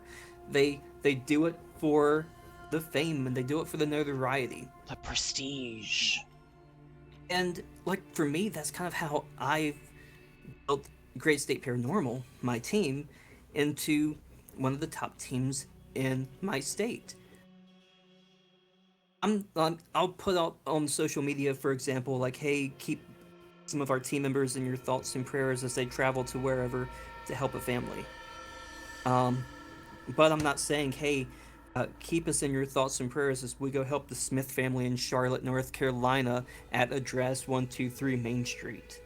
Because we about to throw hands with a poltergeist. Yeah, no. Like, that's that's not what I get into it for. And like I'm on your show, I've done a few podcasts, and I've worked for some bigger organizations, and that's cool. But at the same time, it's all about respect And and helping people. building those relationships between you and other people, you and spirits, and that is so much more impactful and effective. Like I've had people be like, "Oh, well, you're more of a um, oh, I can't remember the phrase that they used, but basically, like you're more of a like a metaphysical type investigator. You're more of uh, a spiritualist, and we like the technology and the this and the that." Okay, cool, and I'll give them their credit and their respect. I started that way all those many years ago. I was so gung ho with I'm gonna capture video, audio evidence and prove ghosts are real. Quantifiably prove it. Have Like flowcharts, everything. like when this piece spiked and we got this audio, the temperature decreased by 0.2 degrees, and that's cool. There's a time and a place for that. But for me, I treat the paranormal now so much more like I do a faith or a religious service. You know, if you go out, let's just say that you work with uh, Persephone. Okay. Let's just say, and you have these incredible interventions with Persephone, and she gives gifts, and you give gifts back to that deity, and y'all have this amazing bond, and you can call upon Persephone and get help with the everyday and the mundane. If I come up and I say, prove that you're working with Persephone, I don't believe in a Persephone. Prove it to me now. What Why? type of quantifiable evidence can there be? Um, but that doesn't change anything between me and Persephone. Yeah. Or if it's like I'm having this intense relationship with Jesus, and he's changed my life, and I serve him, and he empowers me. I can't quantifiably prove that, but it doesn't change my lived experiences. And that's where I am now with the paranormal. I can't necessarily quantify every single thing that happens. I still use the equipment and the technology kind of pick up on that some. But if I walk away from a location knowing I've encountered a spirit there, or I've helped a guest experience a ghost or a spirit or whatever phrase you might want to use for the first time, they may not go home and say, hey, there's this piece of device and equipment that I have to prove to you works, and this is how it does this and this and this, and this is what it did. Or I went to this asylum and I had this experience, and no matter what you tell me, I had it and I experienced it. That's where I am. At the place where, at the, sorry, I need water. Nobody hydrated me today. Ugh. It's my own fault. I had water here the whole time. Instead, I kept drinking coffee. Mm. Okay, Mm-mm-mm. we're good. Doo-doo-doo. But no, it sounds like where you're at with your practice and your uh the way you approach uh the way you approach these investigations and when you intervene to assist people is a meeting place. A meeting place Exactly. between what is quantifiable and the human experience of how a person interprets their surroundings, what's going on, those energies, those spirit, what's there. Because again, everyone is, there's no two people in existence who can stand side by side, look at the same thing, and get the same exact experience. Like, yes, they're going to be really Exactly. close, but that person's worldview, that person's upbringing, their cultural stuff, any sort of belief systems that they hold is going to color that experience to a degree. So by having that meeting place, you're helping bridge the gap between again, like you said, this piece of equipment does XYZ and I can prove it, maybe, or I had this experience and this is what I believe based on my experience and what I saw. I think that's really And, beautiful. and like the kind of end on one last mini story, we did a event.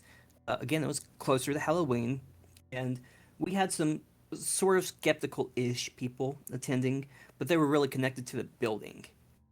And during one of our vigils, we were using some equipment, and a spirit of a very recently deceased person came through. A person that 70, 80% of the room knew this person's best friend was in the room. Oh, People that they had worked with for decades were in the room. And they may not have came through on an EVP recorder. They may not have said anything through a spirit box. We may not have anything that measured the temperature change this percent in the room. didn't drop the photo However, ID. right, but the energy that shifted in the room when he came in, um, the answers that were being used with the dowsing rods indicating who he was. I mean, people were in tears because the veil was thin and he could come through, and he just wanted to tell people that he was at peace and that he missed them. That it was okay. Everything was going to be fine, and that's the type of experience with the paranormal and with the other side that I don't care if you tell me it doesn't exist because I can't chart out on a graph how everything happened in the room. I may not be able to, but that experience, everyone that was in that room will take with them forever. That's really beautiful. That's really beautiful. I think that's definitely. Sorry, I just. Wow. I'm Yeah, sorry. I'm and like at kind of you a know, loss for words because I'm sure, because it's the same thing like, if your best friend always wore a perfume and you walked mm-hmm. into a room where no one was, but you smelt that perfume, your best friend was there. Like that lingering presence is there. And the same can be said for energy. Absolutely. Like there are people who specifically can light up a room by being, and I know that sounds so fucking stupid, but it's legit. Like there are people who can walk into a room and everybody knows they're in that room. And I Yep, can't imagine it's different when their physical body isn't here. You know what I mean? exactly. That's Thank you for sharing that. I I really mean, as much as I'm sure like you and your audience enjoyed it, like for me, that's also one of the most special moments I've ever been a part of. And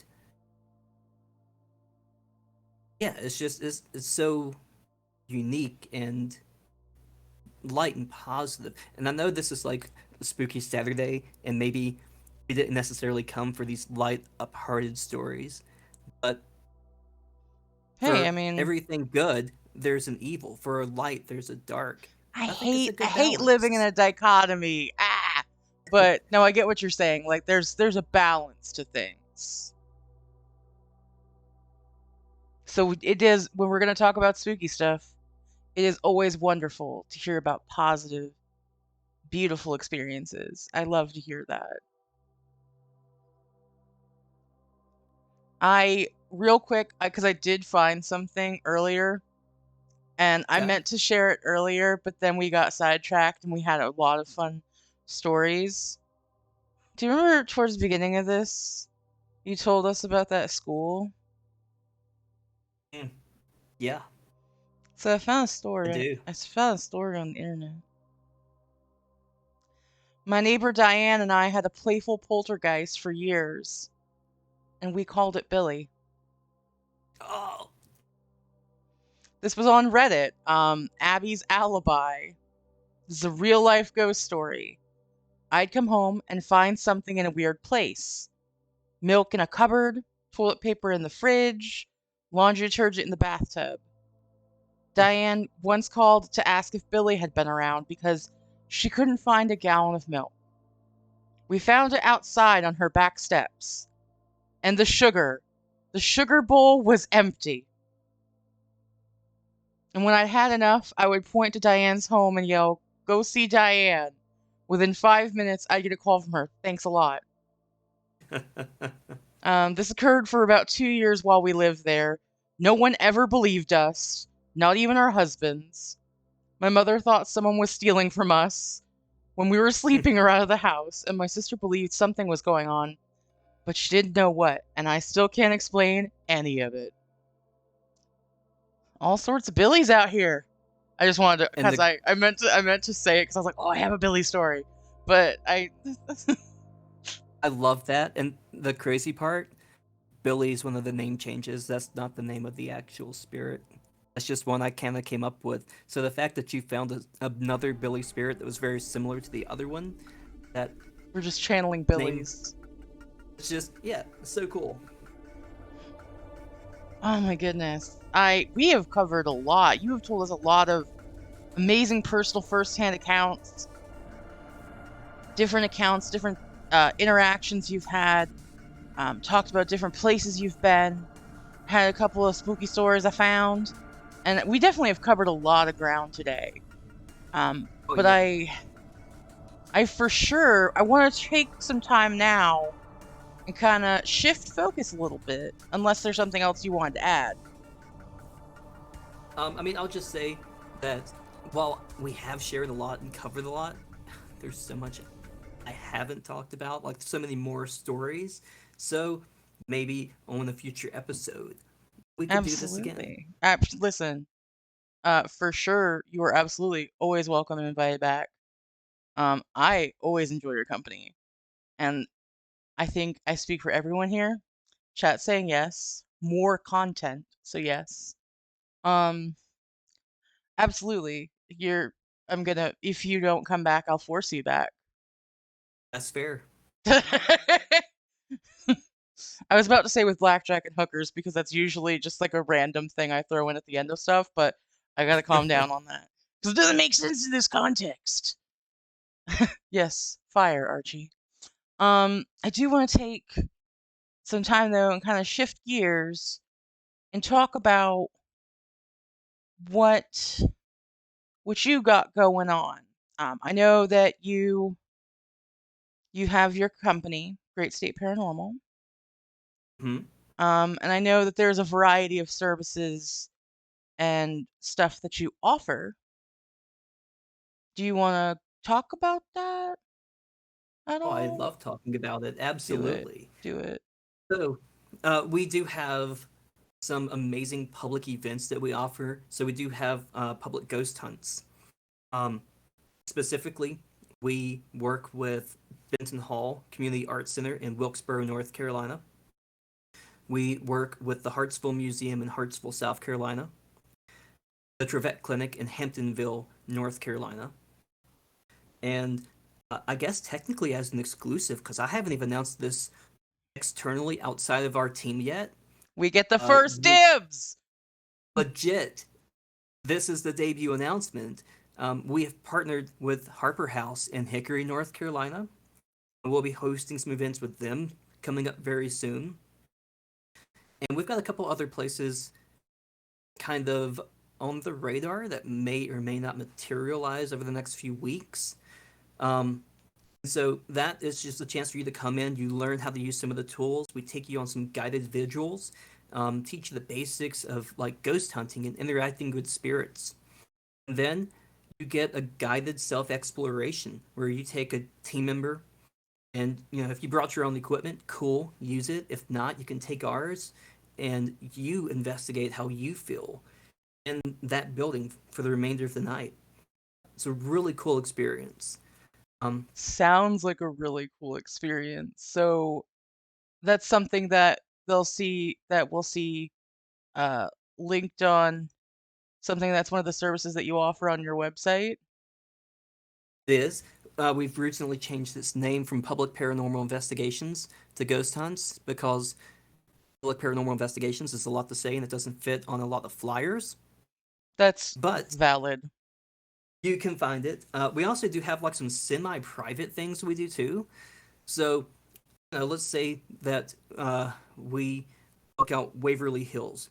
We want until the proper owners are reinstored because the Waverly Hills Historical Society has removed the people that bought the location and fixed it up and made it a paranormal hotspot, kicked them out of the property. They lived on it. They just completely removed them when they got sick.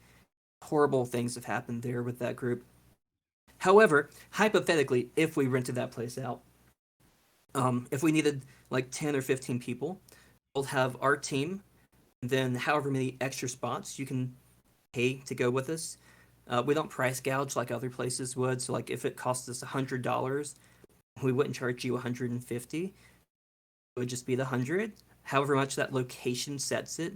There's a lot of these places, the locations kind of set the fee, and we just kind of have to deal with it. But yeah, it gives you a great chance to go in without having to work with some of the other groups, because a lot of the big national groups have some questionable ethics. I've worked for some of them, so I kind of have firsthand experience.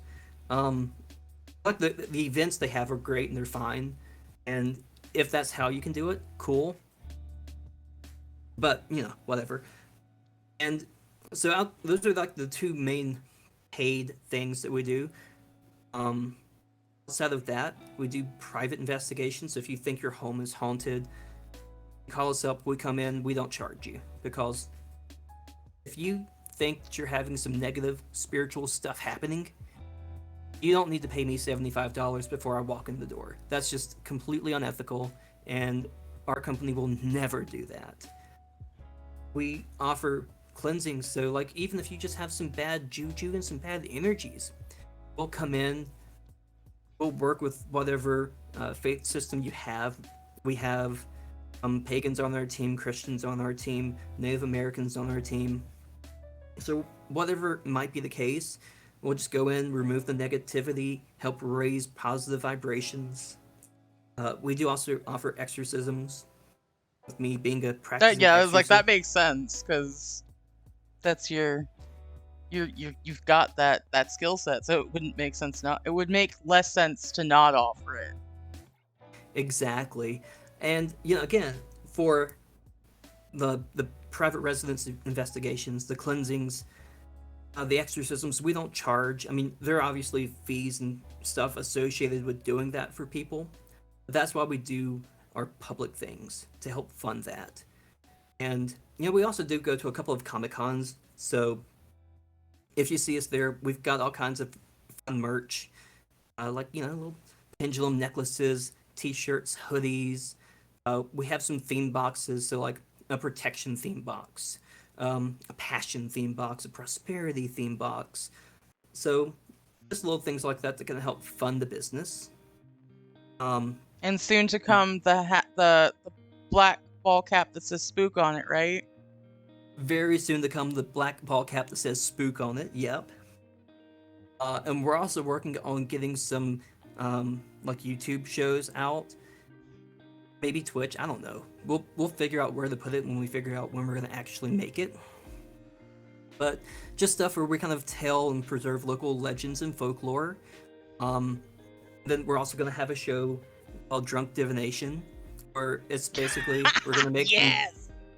we're gonna make some cocktails. We're gonna talk about some divination techniques, primarily like oracle and tarot cards, and we'll probably have some guests on. I don't know. Again, we haven't worked out all the details, but we know we're gonna do it. Well, if you need a mocktail rune person, I got you. I mean, I would never say no to that, and we're also gonna try and, whenever it's applicable, there is an alcoholic and a non-alcoholic version of the drink. Present both, because you don't have to necessarily drink rum or bourbon or vodka to still have a really good chill time. Yeah, I Sometimes, constantly drink coffee, and I'm so chill. exactly. Like sometimes what you need is like a matcha green tea latte with oat milk and agave nectar, and it will get you to just as good of a place. So I know you have a YouTube channel as well, but that stuff will also be linked on your main webpage, do you think? It will be. So yeah, Cool. it'll all be at greatstateparanormal.com. It's It'll the also links in the be on chat, our Facebook. guys. Perfect. Nailed it. And then I know you also wanted, I know we had talked about, I know we touched on it briefly, the Wilkes Playmakers. Mm-hmm. Can you tell us more So, about that? love to. The Wilkes Playmakers is the local theater company in Wilkesboro, North Carolina. So, it's a community theater, it's a nonprofit organization, and it just they do really good shows and plays, and especially with a lot of the stuff kind of coming up this year, it's going to be really, really impactful to the community, we think. So, they always need volunteers. They can always use funding because they have to keep up the building. They have to pay for the rights for the show, and they also keep the shows very affordable. Like I recently went to go see a show in Chicago. My 9 to 5 job is based out of Chicago, and so I had to go visit the office and that kind of stuff. But we went and we went to a show in Chicago, and it was like $150 a ticket. Great show, but the Wilkes Playmakers, their average ticket price is like $15. So, you know, they just need some support to help keep the arts alive because a lot of people, the theater is their safe space. It's a place where you can go be your authentic self. And if you take that away, you take people's ability to be who they are away and creative freedoms. And that's something that in today's day and age, we need more than ever. So if you guys want to check out the Wilkes Playmakers, I will drop they're those go. links in just a moment. Yep. I know some of the shows they have coming up would be Parlor Tricks, which is a dinner theater centered around a Victorian séance. Ooh, That's going to be really fun. It's actually perfect time to sponsored by talk Great about State that. Paranormal. Um, and since it's sponsored by Great State Paranormal, what we're going to do is everyone who properly guesses who the killer is, we're going to raffle off a free ticket to any of our public ghost hunts. That's So, cool. um, if you didn't need another reason to go, it's also being catered by Olive Garden. And so it's a $30 ticket. So for $30, you get a show, you get Olive Garden, and if you're a good detective, hint, hint, Bunny Bear, um, Listen, then you you might had also me at get a Olive free Garden. investigation. I'm not. They're not Olive Garden's not sponsoring me. But like, why Uh, not? No. why not? Exactly. Also, right after that, we have the Laramie Project. So Laramie is all about the Matthew Shepard case. Do you remember that, Bunny Bear? Yeah. So, Matthew Shepard was a gay kid who was brutally beaten to death in 1998. And this play, they basically went into the town and they interviewed people in the town on their thoughts and reactions to the case as it happened, to the trial. And I mean, it's a very powerful case that really showcases tolerance and injustice. And for me, one of the things that keeps coming up in the play is they talk about, oh, well, it's been so many days and so many weeks and months since the tragedy occurred where the hate crime happened, and the governor hasn't signed anything into law, and nothing's happened here locally with the politics to protect the LGBTQ community. And I looked into it. The crime happened in 1998. You know when the federal hate crime bill was passed, Bunny Bear? Yeah. By Barack Obama. It went through Clinton, and Bush, with both of them vetoing it until What the Obama finally fuck? signed it into law. So it's an incredible story that needs to be told, and Absolutely, I absolutely. can't wait for people to see it. They also have on the main stage show Secret Garden going up this coming weekend. Um, Later on in the year, Proof is going to be done in a more intimate setting. They're going to have Clue as the main stage show, and then they're going to have oh man, I just keep calling it the dress show. Love Lost in Wild War as a intimate smaller show, and then for the Christmas show it's going to be Elf the musical. So an What? amazing lineup. Yeah, Elf the musical. Elf just like the movie. Like, oh my god, it's Santa, and like eating It's spaghetti with Santa! like I know him! maple syrup and stuff. Yeah, that same show, except made into a musical for Christmas. It's gonna be a great time. Phenomenal. Phenomenal. That is... Sounds like, firstly, there was a lot of mystery stuff, so since I am actually local, I'm gonna check that out. But yeah, I dropped those links in chat. So if you guys want to check out Mr. Crowley's local nonprofit theater company, see what they're all about, see if there's something you can do to help them keep art alive. Check those links. I put the Facebook link as well as their website link. And also, Zombified Potato said, it's obvious. Am I reading this? He said the butler. He said it's obvious the butler did it. And I read it as it's obvious the butter did it. And I thought he was making a thing about Olive Garden, and I'll see myself out. That was bad reading. Reading is hard. We all have troubles sometimes. It's okay. Honestly, in my defense, to be fair, is on my OBS. It's very tiny screen. I have bad reading eyes right now, but this was a lot of fun. Thank you again so much for taking the time to come hang out with us, sharing your experience, have a spooky time. I really do appreciate you wholeheartedly.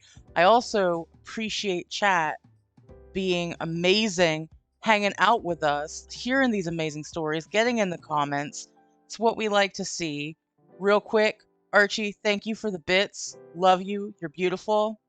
I also want to just quickly say thank you to Mermaid Mom and to Recon GT for the follow. Thank you for Mermaid Mom for your sub. You did not have to do that, but it makes me very happy, and I just love the fact that you're supporting keeping Spooky Saturday spooky. But yeah, we're gonna wrap this up, and we're gonna strong arm Mr. Crowley into coming back to tell us more real life, real talk shit. I love it. So this was so much fun. I can't stress enough. This was so much fun. Zombie, thank you for the bits. Oh my god. You can't see Twitch right now, but there is a bit emoji, and it's a rainbow heart, and it's a unicorn that comes out of the heart, but the unicorn's nose is very phallic, and I refer to it as Unipene. So thank you for the Unipene bits. I appreciate you. You didn't have to. It was beautiful. Oh my goodness. This was so much fun. I can't wait to do this again. I definitely want to know what happens in Rhode Island. I think we all want to know what happens in Rhode Island. It's Rhode Island, right? With the Conjuring House? It is. Look at me remembering geography. Gold star, bunny. Gold star. Fantastic. Well, you know what we should do? We should raid someone. We should share the love, and we should raid someone. Just gonna hit this. Oh! Did my alert replay? Am I crazy? I am crazy, but that's different. Who is on Twitch right now? Do we know who we can raid? Hey ho, let's go. Let's see. I go to the internet. I do the thing. You know what? Actually, I know who we're gonna raid. Because I can't not do this. Chat, we're gonna go. As long as nobody's redeemed it. Oh, you redeemed it. I was about to say, let's go raid Lord Shadow 27. Show him some love. Again, round of applause for our wonderful friend, Mr. Crowley, for sacrificing his Saturday to be spooky with us. I hope you guys have a spooky time. Let's get this raid started. Zumfat Potato is dope. He put in the raid message if you guys want to copy pasta it. Because we're gonna get him. Am I the only one who can do this? Do I have to do it? I'm gonna. I don't know how to spell. Don't panic. Don't panic. I'm a super professional streamer, Mr. Crowley, as you can tell. Did I capitalize things that don't need to be capitalized? No, I did a great job. So yeah, Lord Shadow's playing Rune Factory 5, not S. Oh my god, I really can't read today. So yeah, thank you guys again. I will see you guys probably on Wednesday for another baddie stream. We'll be going down. I may have just spoken for the baddies without actually asking them, but it's going to be fine. Yes, we'll be doing some more of our For the King playthrough. Thursday, we're looking at for some more We Were Here Too. And Friday, who knows? But again, love you guys so much. And let's get this raid going. I don't know what button I'm supposed to hit. Again, super professional. So cool. Zombie, can you hit the button? I can do it. I can do it. I figured it out. It's the one that says raid now. It's a pretty day.